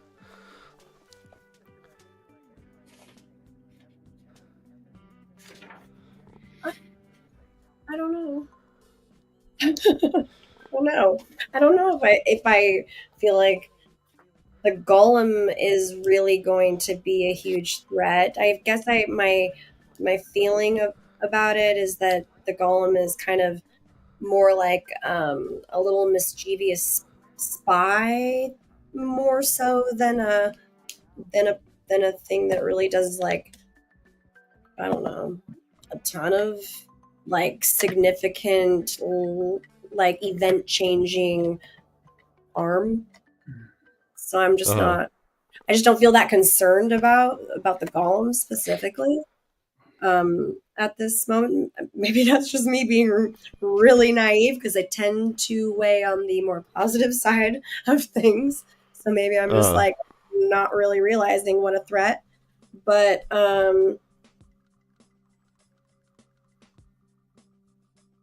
I guess in general, it felt a little bit like just kind of depressing, like, and unfortunate. Like, they just don't have a ton of forward motion, and it's like big stakes. They want Moraine back. Tom's feeling it really heavily. He's smelled that letter who knows how many times, and just whittles sniffing it. away little corners of it, and sleeps with it under his pillow at night. This is the way. You know, like, they all. This is the way. One more time. All of them, they all. No, I liked your point. I didn't mean to do that. Yeah, that was a great point. Yeah. Yeah, the golem. So there was this band in, I think, the 2000s called "And You Will Know Us by the Trail of Our Dead," or something along those lines, right? What, Ryan? You will know us by the Trail of Dead. Yep. And that is the golem. It's like, oh, people, throat ripped out, no blood. Oh, yeah, it's a golem. Yeah. And he's ripping throats out left and right. More hungry than anything. We don't know. Right. He's a little resourceful, taking all the blood. Maybe he's just misunderstood. Maybe.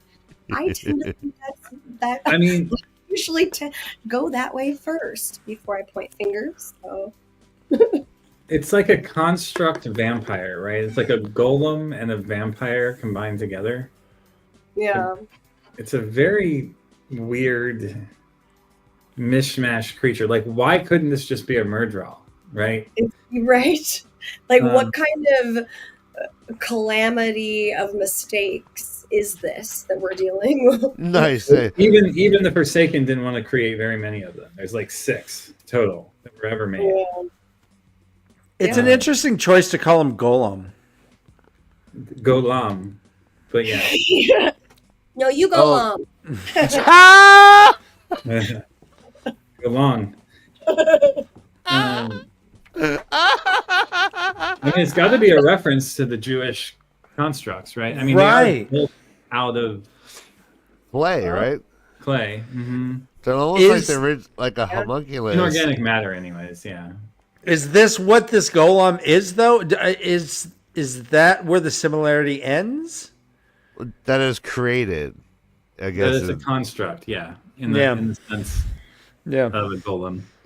I mean, this thing is ephemeral. Like, it slips, it like transmorphs his body. I mean, it seems like Matt needs to kill this thing before he can move on to the next part of the story. So this is like the end boss for this level of the video game. That's a fun way. Yeah, That's I like. A really good point. Totally is how it feels. Like, all right, well, I guess we're stuck till he does slice the fucking thing's throat, but You know. Well, he's got to kill it with this fox head medallion or like something, because Yeah. the thing just heals itself. It's not really alive. It just feeds on blood. Mm-hmm. So you were talking about a confrontation with a golem, and we're talking also about the Tower of Genji in his future. Which comes first? I think he's got to kill the golem before he can go to the Tower of Genji. Okay. What about you, Kay? I mean, yeah, I don't have any reason to contradict that. That's just, it could go either way, obviously. Good question. I hadn't really thought about it, so I would have to go back and like kind of look at. Moxley coming in. A golem is a rock ground type Pokemon.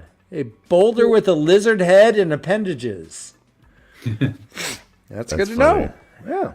Fun. Moxley's in the house. Max! All right, chapter 10 is called After the Taint. Aren't we all after the taint, guys? We're post-taint world. This is the way.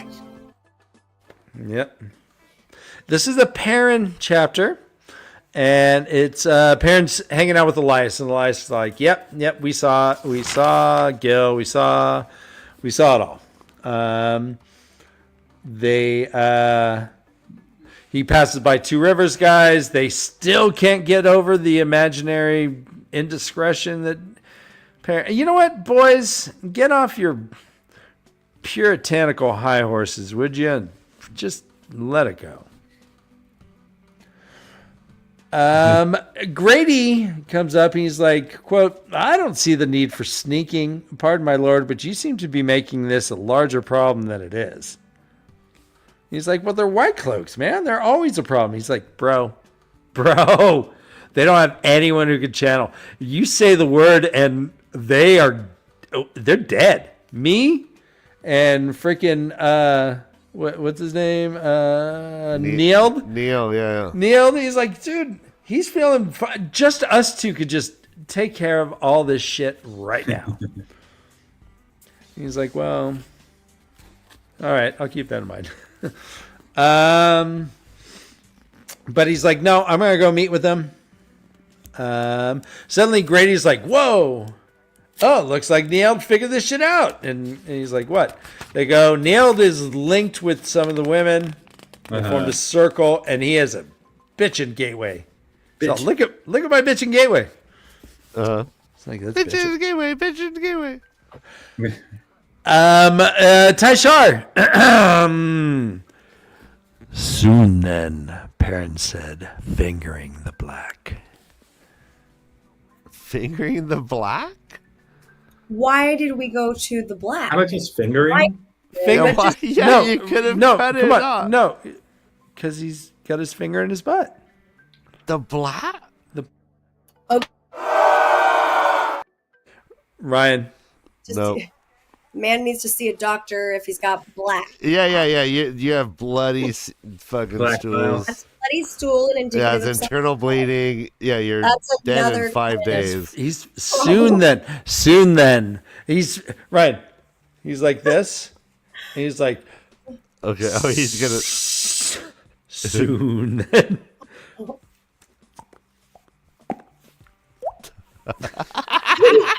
All right, the sound effects is all worth it.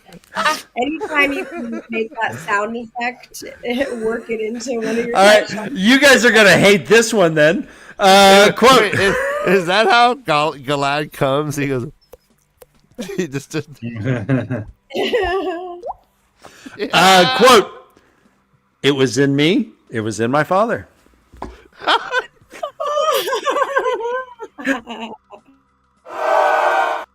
No, what?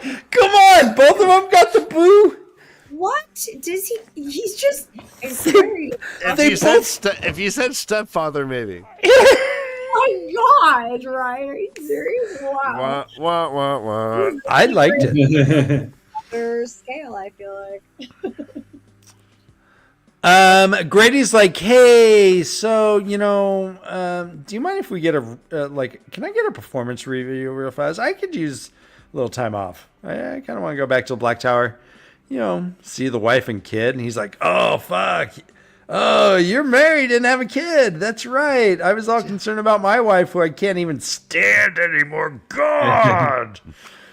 Yeah, you want to go see your wife's cool. You can just go do adventures and stuff without her? Wow.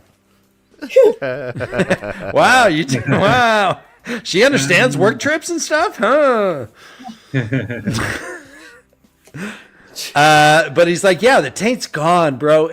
And I don't think we really realized that Perrin, is this the first time Perrin has heard any of this? Yeah, it sounds like He's always been severely uninformed as to current events. No, you're right. Yeah, he's been on his own thing. But it also shows, why didn't Grady say something earlier, I guess? That's a good question. Brother Dan, can you, never mind. Okay. Yeah, okay. You can look at me like that? All right, give me your best RFK talking about cleansing the taint. Well, thank you for asking that question, right? The cleansing the taint was done in a place called Dumar's Wells. Dumar's Wells is actually, there's an actual well there. It's not sanitary. We do not fluoride that well at all. Well done. Thank you. It was in me. It was in my father. That was all the air you had left in the world. It sounded like The taint is gone. I'm not going to go mad. Yeah, but he makes a great point. He's like, yeah, now I got something to live for. I thought you don't understand what my future was like. It was pretty grim. I was gonna, if I'm not blowing up stuff, I'm gonna go mad and just die. And my friends are gonna kill me and say they did me a favor. It's a bummer. But he's like, now I got a reason to live. And Perrin's like, well, cool story, bro. I need you. You can't. I'm sorry. I can't approve your personal time off. Your PTO has been denied. I was like, why did he? Yeah, like, what was this all about? Is Perrin? All right, call back. Is Perrin a dick?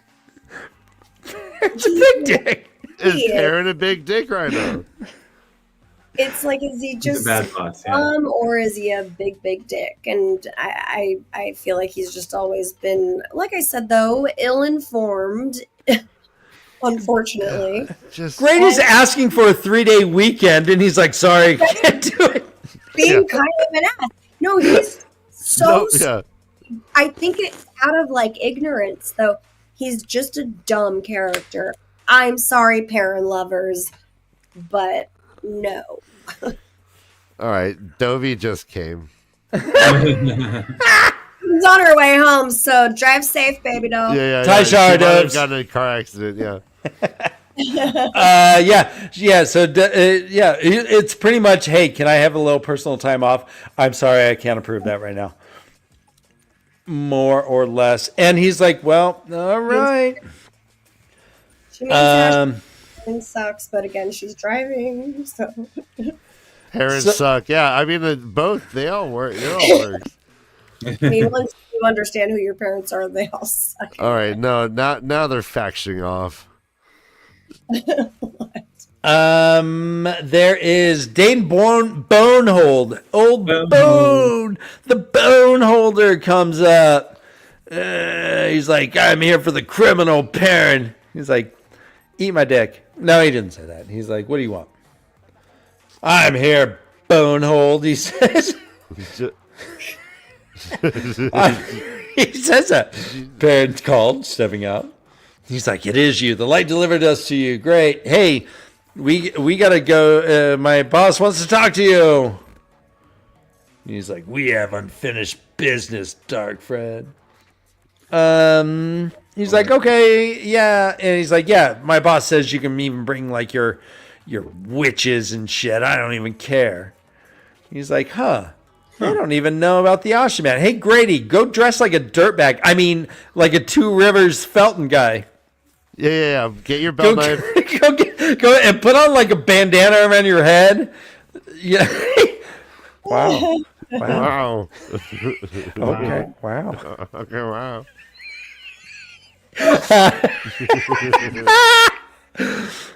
Tam's like, we should probably just kill him. And they're like, no, I gotta talk. And so Grady's gonna go dress like a dirtbag. Comes, it's all right, guys. Taishar. Grady came a few minutes later. That works. Yeah. Hey. Yeah. That's good for Redland. Yeah. I think they're all pumping and dumping. You think? They're all You're too pumped up? Yeah, unless you're the Dragon Reborn and like the first time ever, it's a 3-hour igloo. Suddenly the igloo melts because of all the sex. The entire they like went through the Kama Sutra, and then they invented the VCR so they could watch porn, and learn some new moves.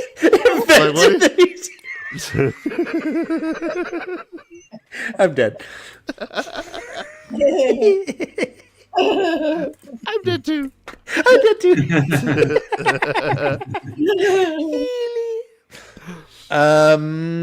So they go down the Johanna Road. They find a tent. There's like a dozen dudes hanging around this tent. Shows up. Says I don't like it, but whatever. They're there. He's like, all right, we're going. Grady, you holding the power? He's like, of course. Dumb. Hey, you know what? They say there's no dumb questions. Perrin, that was a dumb question. I got the power. I got the power. You're like, do I know any other line? No, you don't. We only know that.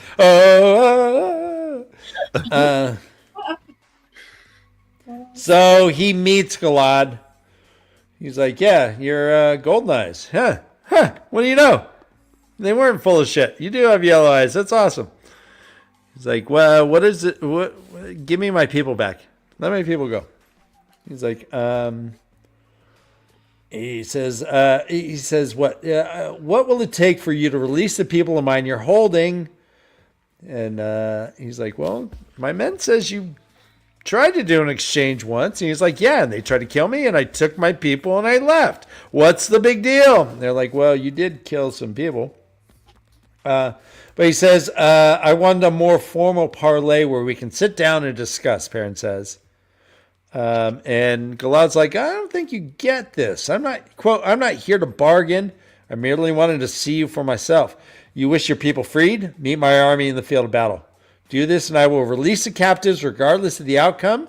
They're obviously not soldiers. And anyway, and he's like, and if I refuse, then it will not bode well for their health. All right, they're fucking white cloaks. They're white cloaks. Like, they don't follow the Geneva Convention. Not at all. No, you know what? That little tent, you know that camp on the Johanna Road? They call it Jehannamo Bay. Well done. Thank you. And he's like, oh, okay. I thought we were going to try to, like, talk this through, but... And he looks at Gaul, and Gaul kind of raises an eyebrow. He's like... Want me to kill him now? I mean, I won't even lift a finger. This would be so easy. He's like, no. So it says instead they turned and led people back to the camp. Galad, little point of view. Honestly, Jovi, honestly. He's like, geez. So ridiculous. And Galad is convinced. He's like, yeah, that meeting. He says, quote, he wanted to meet Ibarra himself, and he was glad he had. Those eyes, they were almost a condemnation by themselves. And Ibarra had reacted to the mention of the murder of White Cloaks. All right, here's the Taishar. Quote, stiffening beyond that. All right. Yeah. No, I feel like you like a lot of restraint in that one. I feel like you could have gone on. How about this? Quote, Come, Galad said, waving to his men. You did it. Hi, Mom. That's enough. Waving to his men. All right, That is so funny. Get to it, Dan. Get to it. Start over. You got this, Ed. You got this.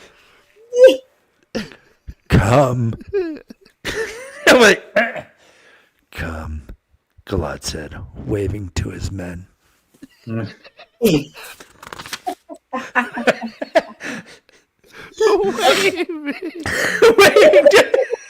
right. Anything in chapter 10, that's how it ends. They meet. I have a possible tie shirt. Oh, yes. You got one? Use it how? Grady asked, eager. Yes. Yes. Good. God, that's the art of. We're finding these with Muy bien. Maybe. like Brandon Sanderson's rolling in his grave right now. I think he's loving it. He's alive, right? Brandon Sanderson's rolling in his grave. Oh yeah, R.I.P. Brandon. Sorry, Ed, do you think I know? He can see R.I.P. it. All right. Do you think he's still signing his autograph on a big sack of papers in his grave? That's his hell. He's just That's laying. his personal No, he's hell. laying there in the coffin, just. This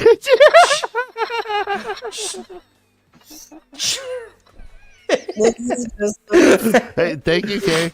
All right, let's just pause for a Bella.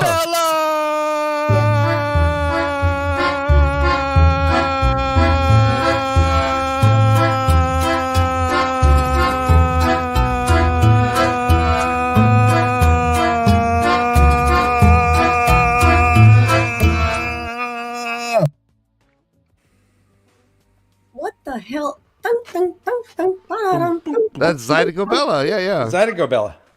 Papa. I wasn't looking. Was it? What was it? You weren't looking. You've been on the show for over 3 years. You turn away every Bella and it's like, I'm curious to look. Surely you've heard this Bella before. Bella? Surely. I love Bella for another reason because every time I hear Bella, I know I get 15 seconds to like blow my nose or drink my drink. I don't know. Yeah. Pee. Like, I agree, Overseers. We missed that Bella candle. oh yeah. Yeah, she should really send it to one of you guys. No, I'm just kidding. No, I know, it'd be yeah, nice for real. and showcase every once in a while. Maybe we just need a good photo of her with it. So we can make her own Ryan. Bella. Ryan, that's a great idea. Oh, Kay, let's you do just that. struck gold. Eureka! We don't need her. We get. Oh, no. Is that a penis in the back? Honestly, I want to know what the rest is. What's that dog? Are they cookie jar? I bet you that thing in a dress is a bunny. You think? Oh yeah, the ears like sticking up through the Through the hat. Through the hat, yeah. The top of the funniest hat. part. I hate it when they do that. Anyway, Let's jump to chapter 11. It is called An Unexpected Letter, and it is an Elaine chapter. Elaine is feeling fat. They're just hijacked, man. Her body is not her own anymore. She can't even drink a sip of wine. She got bloody goat milk over there. By the way, guys, bloody goat milk. gross. What do you say? One being worse, 10 being best. Okay, bloody goat milk. Is it actually bloody or is Nah, that I think it's just an bloody. English person describing really good goat milk? Bloody good goat milk. Welcome, no one garden. That milk. Better late than not. No period milk for me, thank you. Yeah, I hear you.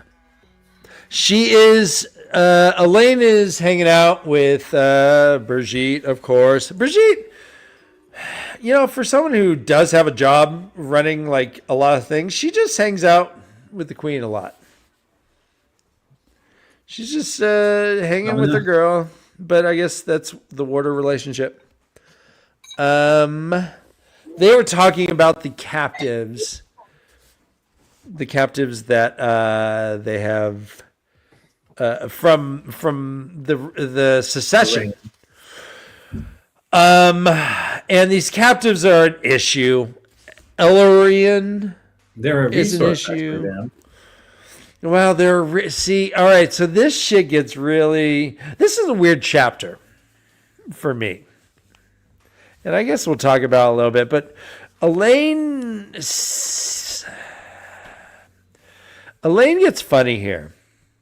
She wants to release the prisoners, but because Elorian suggested it, she now can't. She can't release the prisoners because then Elorian... Then Biden would get the credit. Right.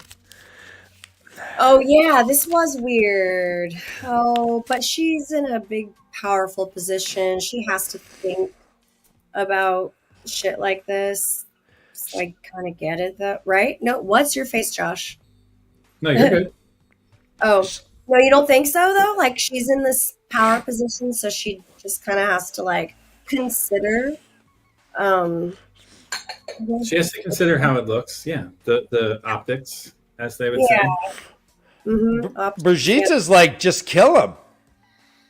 And Elaine is like, well, he can't really kill people for just voting for someone else. I mean,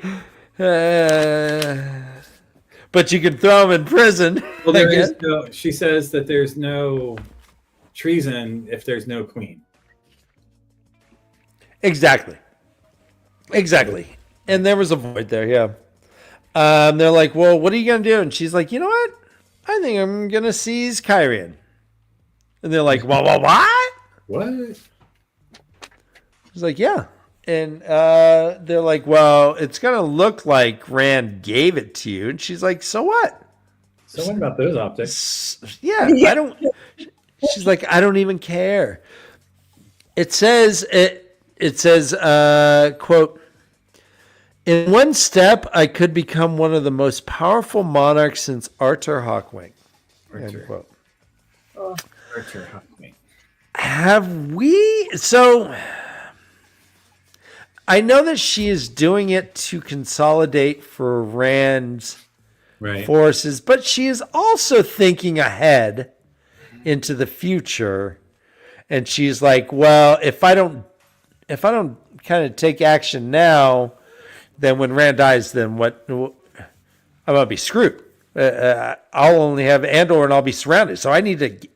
She's trying to bolster her position within world affairs. How do you guys feel about that? She's. You go ahead, Josh. I just think she's really feeling the power that she has and the fact that she can wield it any which way she chooses. I don't know. I feel like she's... Yes, exactly. Tell me this child is drunk with power. Drunk with power. Exactly. That's what I'm trying to say. But Josh, what do you think? I mean, I think it's a reasonable maneuver. Like... But she, within this reasonable maneuver thing, she is also saying, God, I could be one of the greats. I could have more power. I could be the strongest cat since Hawkwing. Mm-hmm. And that's a long time ago in this world. That's like the benchmark for antiquity in this world. So if no one's done it better than her since Hawkwing, then I don't know. It's a huge flex, but it's also, is Dovey right that there is some power hunger there, or is she all altruistic within this shit? Well, I think that sees that the man she loves gave it to her, and the father of her child asked her to do this thing. Okay. So she's pursuing it. Yeah. Okay. I mean, Fair. Yeah, good point. Master Nori, I'm sorry, Stork-like Master Nori comes in. He has some new things he wants to talk about.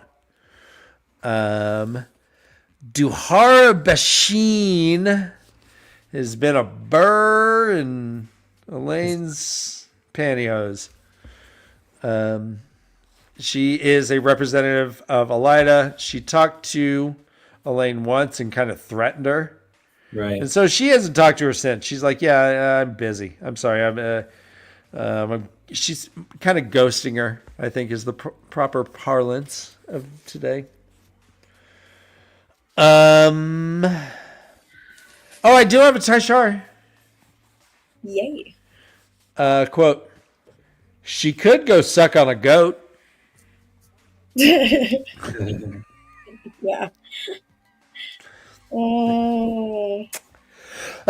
Excuse me. Hold on. I have one more. Hold on. Oh, bless you. Okay, I'm sorry. Those are well-timed mutes. Oh, thank you. I may have one more. My nose is like a firefly. Oh, I hate it. I'm so sorry. I feel ya. All right, I got the mute in there. All right. Oh, what? One more. I'm sorry. Oh no! Why doesn't Jimmy Kimmel ever like sneeze during his show? Right? No, I think I'm good. I think it's gone. These little head orgasms that happen, sneezes are great, but inopportune. So I do think that we're still seeing Elaine portrayed as the bitchy pregnant woman right now. Oh yeah, agreed. Yeah, there's a lot of that. A lot of the pregnancy references. That much has continued. Yeah.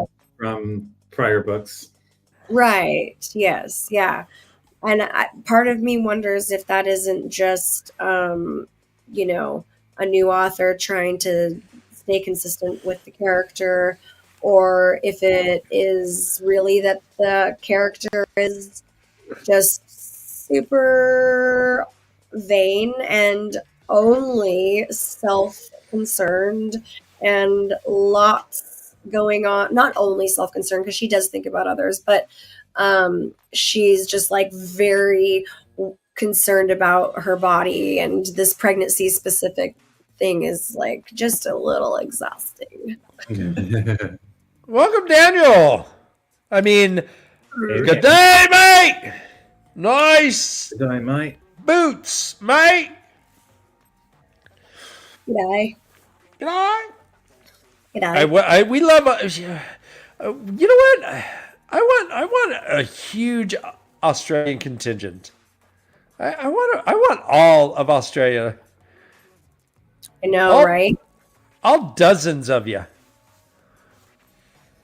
They're a pretty great country, and I wouldn't mind if the entirety of it watched our show. I heard, yeah. So, I mean, we love Australia. We love our Aussies. You know, it's funny. In the it's well known that the Bible had no idea that Australia existed, and so one of the big questions for Sunday school kids in Australia apparently is, were there kangaroos on Noah's Ark and stuff? What? Really? Yeah. Why? How would fucking Noah? No one knew. No one knew about that island, way far away from like the deserts of Israel and whatnot. And so someone's making a boat and getting two of every species, and they got kangaroos and koalas too. Right. Tasmanian devil. Such a reliable story with Noah. No, you're right. Yeah, but So, yeah. only hole I can actually poke in the entire story. So good job. Found it. The one hole. No kangaroos. Well said, LBF. I do love how Matt's letter to Elaine like kind of cures her for a minute. Right. It's and what do you think of that letter actually?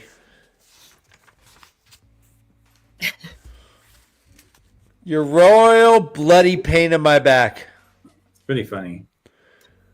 Creative spelling. Oh Called yeah. instead of called. Laughing instead of laughing. Uh-huh. Creative Yeah. spelling, as she says. I was going to rewrite this letter, but Tom is laughing so hard at me that I want to be done. And she is like stoked. She says she didn't know whether to be outraged or exuberant. She was jazzed and she was offended. Mm-hmm. And she's all, hell yeah. She didn't even know Tom was alive. She's all, Tom's alive. Rad. The band's here in Camelin. Rad. I actually can probably use these guys. Taishar, quote, comes on a man. Nice. Nice. Nice. Ryan's not here, but I will dance for you anyway. There you go. All right, another Taishar then, if you're going to dance for me anyway. Quote, characteristically stiff. Oh, nice. Characteristically stiff. Taishar. They're talking about Matt. Brigitte likes Matt. She's like, yeah, dude's got the sweetest ass I've ever seen on a man.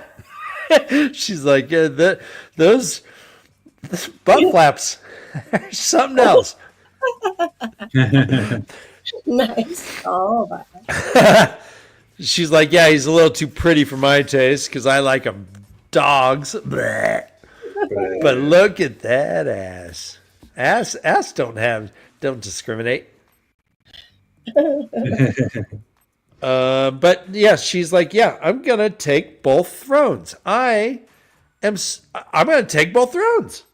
I must hold Kyrie in. Now that I thought of it, I must do it for the good of both thrones.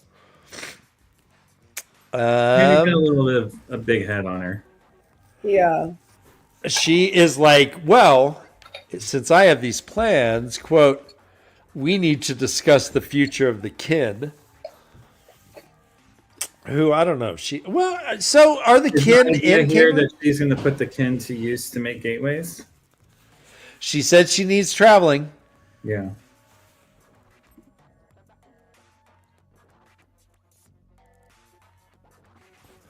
But yeah, Elaine is just pregnant and wants some wine. She doesn't like people just condescending to her. And I understand.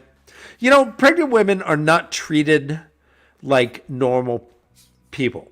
I remember strangers would come up and gleefully rub my wife's belly and go, oh, and give like little rubs. We're like, get the... Yeah. They kind of lose, sense of boundary in that way. Mm-hmm. Personal. They're like, yeah, you're already hijacked. Yeah. So yeah, you're already taking hitchhikers. I'm gonna jump on this train too. Give a little rub. Yeah. No questions asked. Yeah. They're like, you had sex, so you must have no boundaries. Let me just Molly. Hey, let me touch you, you slut. Yeah. Yeah.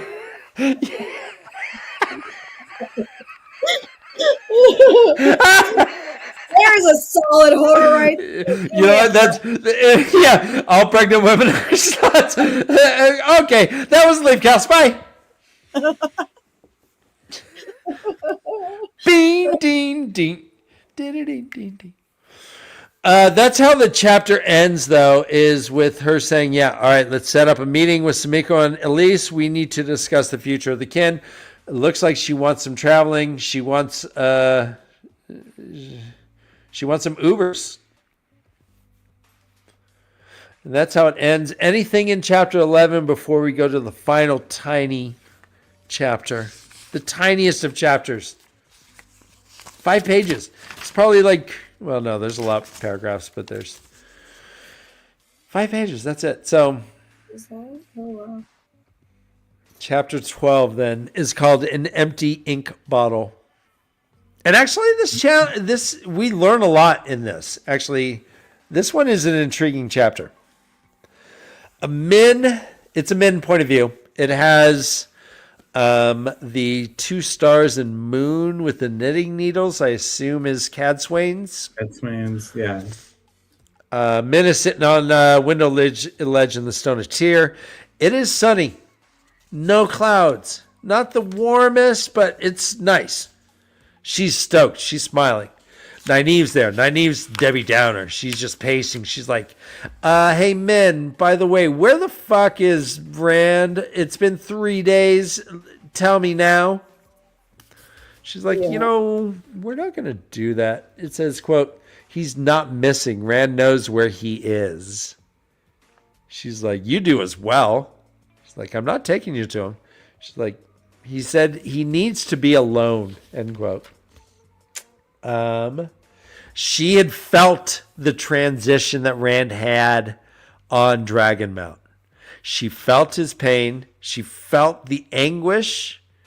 She felt him go to Abu Dar. She felt him go up to the mountain.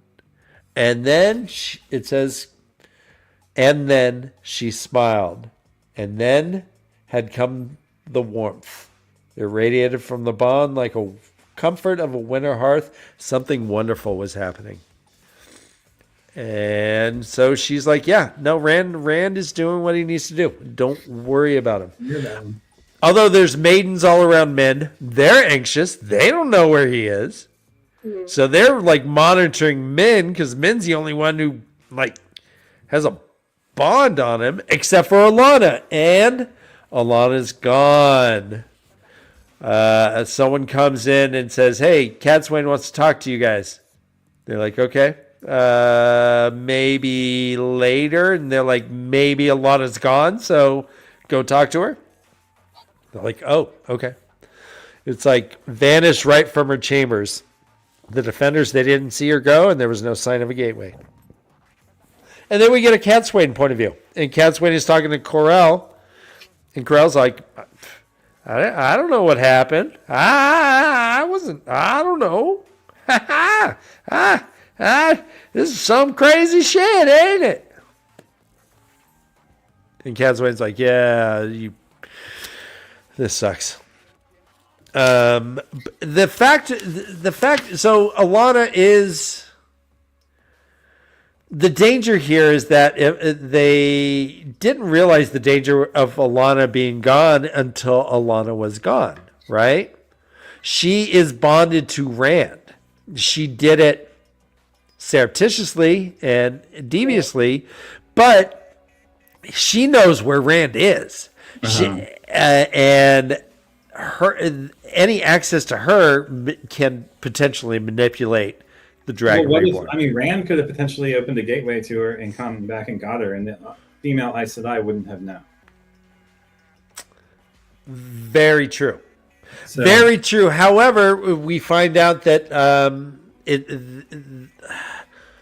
there was a letter that was opened with the red seal. All of her clothes are gone. All of her writing letters. She took her cell phone. She took her wallet. She took her car keys. She took all her shit. Yeah. She took all her clothes. And they don't know. So this letter, is this a Varen letter? It just must be. Seems like it. We don't hear that it has a red stamp, right? Or a red wax seal? We do. It says... And in haste, the paper was torn and was dropped on the floor. Oh, blood red seal of wax on one side, yeah. Uh-huh. Okay. Varen. We think that Varen is super trustworthy. She spilled the beans to Egwene. She killed herself. What? But she is still a Black Sister. There were these letters. Are these letters all good letters? I mean, what is Matt's letter saying? The Black Sister, Alana? No, Varen. There. Oh, okay. Then I was like, I didn't think Alana was. No, not that we know of. But what is in these letters? Guys, what's in Matt's letter? What was in Alana's letter? Did Varen... Yeah. I don't know. You love to know. Yeah. All right. Then I'll give you that. I'll be... Oh, yeah. So yeah, they're like, holy shit, this is a very big liability now. It says that there would be no hiding Rand from them now. And she admits that she should have seen Alana better watched. She's like, damn it, someone get me some tea. She gets some tea and she's like, all right, time for the worst part of my day, suffering through this. Ooh. Is this Darjeeling? The tea is delicious. Perfect. The perfect tea. The best tea ever. She's like, what? I haven't had perfect tea in months. Min sits up, all happy. The maidens just run away. And she says, he's here, Min said softly. Okay, does she know that because the tea? Because I'm like, what is this about the tea tasting fresh and good? But yeah, Josh. Yes, exactly. Yeah. Yeah. Because now when the Rand comes around, he's able to repress the Great Lord's power of fetid putrefaction. Oh, that the grossness of the food and stuff like that. Mm-hmm. Yeah. It's unspoiled. Yeah. Yeah, just like those apples. Yep. Yeah, okay. So like anywhere Rand goes, like all the grossness just goes away and it returns to its healthy, bountiful self. Is that what happens? It is, so there are no dark clouds around him. The tea tastes good. Apples bloom. Like to Josh, I think he said it well in that he's repressing the dark one's like touch on the world. Yeah. The touch that makes everything like necrotic. Right. So do you think bubbles of evil could occur around Rand? Not right now. What do you think, Kay? Huh. Why wouldn't I mean there's a lot of stuff going on, and a lot of Aes Sedai right there that all have access to the power too. But why don't you think they could? Because I think I don't know. I think that the strength of I don't really know that much about the bubble. I don't feel like I'm informed really well about the bubbles of evil, but I do feel like the Dark One's powers could still infiltrate this, whatever this is. I don't have the power to do a poll, but guys in chat, just say yes or no in your chat, and you can justify it too. I think it's a bubble. I think what Rand is a bubble of good, and so that's what I'm sort of picturing that, like, as he walks through, it's like everything's in black and white and spoiled and rotten and gross. And as Rand walks through, everything's like the Wizard of Oz becomes in color and is yummy and has flavor and is not spoiled and happy. And look at our, we got a yes, we got a no, we got a maybe. We got a Rand is bubbly. Yeah, Red is a bubble machine. Yeah, right? Like, but I don't know. I feel like there's still... Glenn says it can happen, but would quickly be negated. Why? How? Yeah. Just as, like, why... Rand's bubble of good that's competing with it. Why is the good so powerful that it could make it a minimal bubble of evil. Well, because everything is evil right now. I mean, the Dark One's taint is on the world. We've also seemed to learn that this power is proximal, correct? Yeah, you need to be. Rand needs to be there for it to happen. Right. The Dark One doesn't necessarily. Dark One touches anything, and it just touches the pattern, and weird shit happens. Right. I mean, cobblestones are eating up towns as we speak in this book. But where Rand is, that look, there's no clouds, and the tea tastes fucking great. And how long is that gonna last? These are the main powers of the light. Is that it's pretty sunny, and the tea tastes great. Yeah. That's pretty much what you get. Nice. This is where our chapters end, y'all. So what are we doing for the next show? We are doing 5 chapters, 13 through 17. It's it's about 10 pages longer. We're doing 67 pages. Okay. All right. 192 until 259. Is there anything else, guys? Last little bitty thing, I just really enjoyed the little conversation about Matt really liking Varen for an Aes Sedai, and of course, it just made a lot of sense to me, and I thought it was a fun little thing to add, just because we haven't really heard about those two very much. There's a lot going on, but as far as I guess Matt's feelings towards Varen, and yes, she, she's a duplicitous little fuck, but man, she's done some really cool things, and I'm excited to see where all of it evolves to.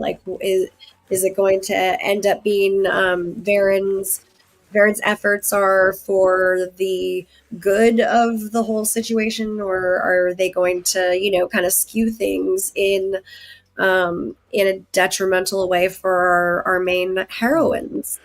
It's funny how effective Varen is, how she is affecting things. She's dead, and yet the touch of Varen is rippling everywhere now, right? Yeah. So let me ask you, Kate. Go ahead, Dan. Thanks. The Varen, we have 2 separate opinions on Varen in that conversation. Tom says, I don't trust her. And Matt's like, I kind of like her, and I have a good judgment, and that's like a jokey thing. Who is more correct in this? Are they both equally correct in not trusting her and yet liking her because she is black and with the light? I think so. I think they're both kind of correct, because correct in the way that they're just talking about how they feel about her, and that makes sense that they would feel kind of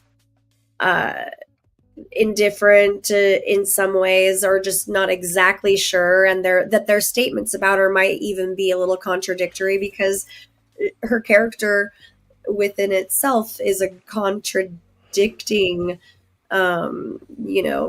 duplicitous, again, hate to use that word again, but that's Varen, so right.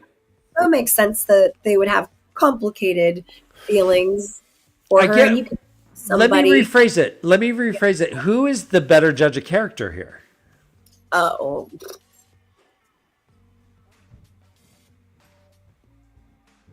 Well, I'd have to go back. I feel like I'd really want to read that.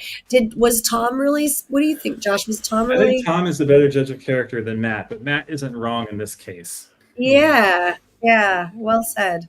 Okay. The other thing is that, did Varen intend for Matt to not break his word? Were all of these letters given with a time delay? And did Alana open it when she was supposed to, or did she open it preemptively?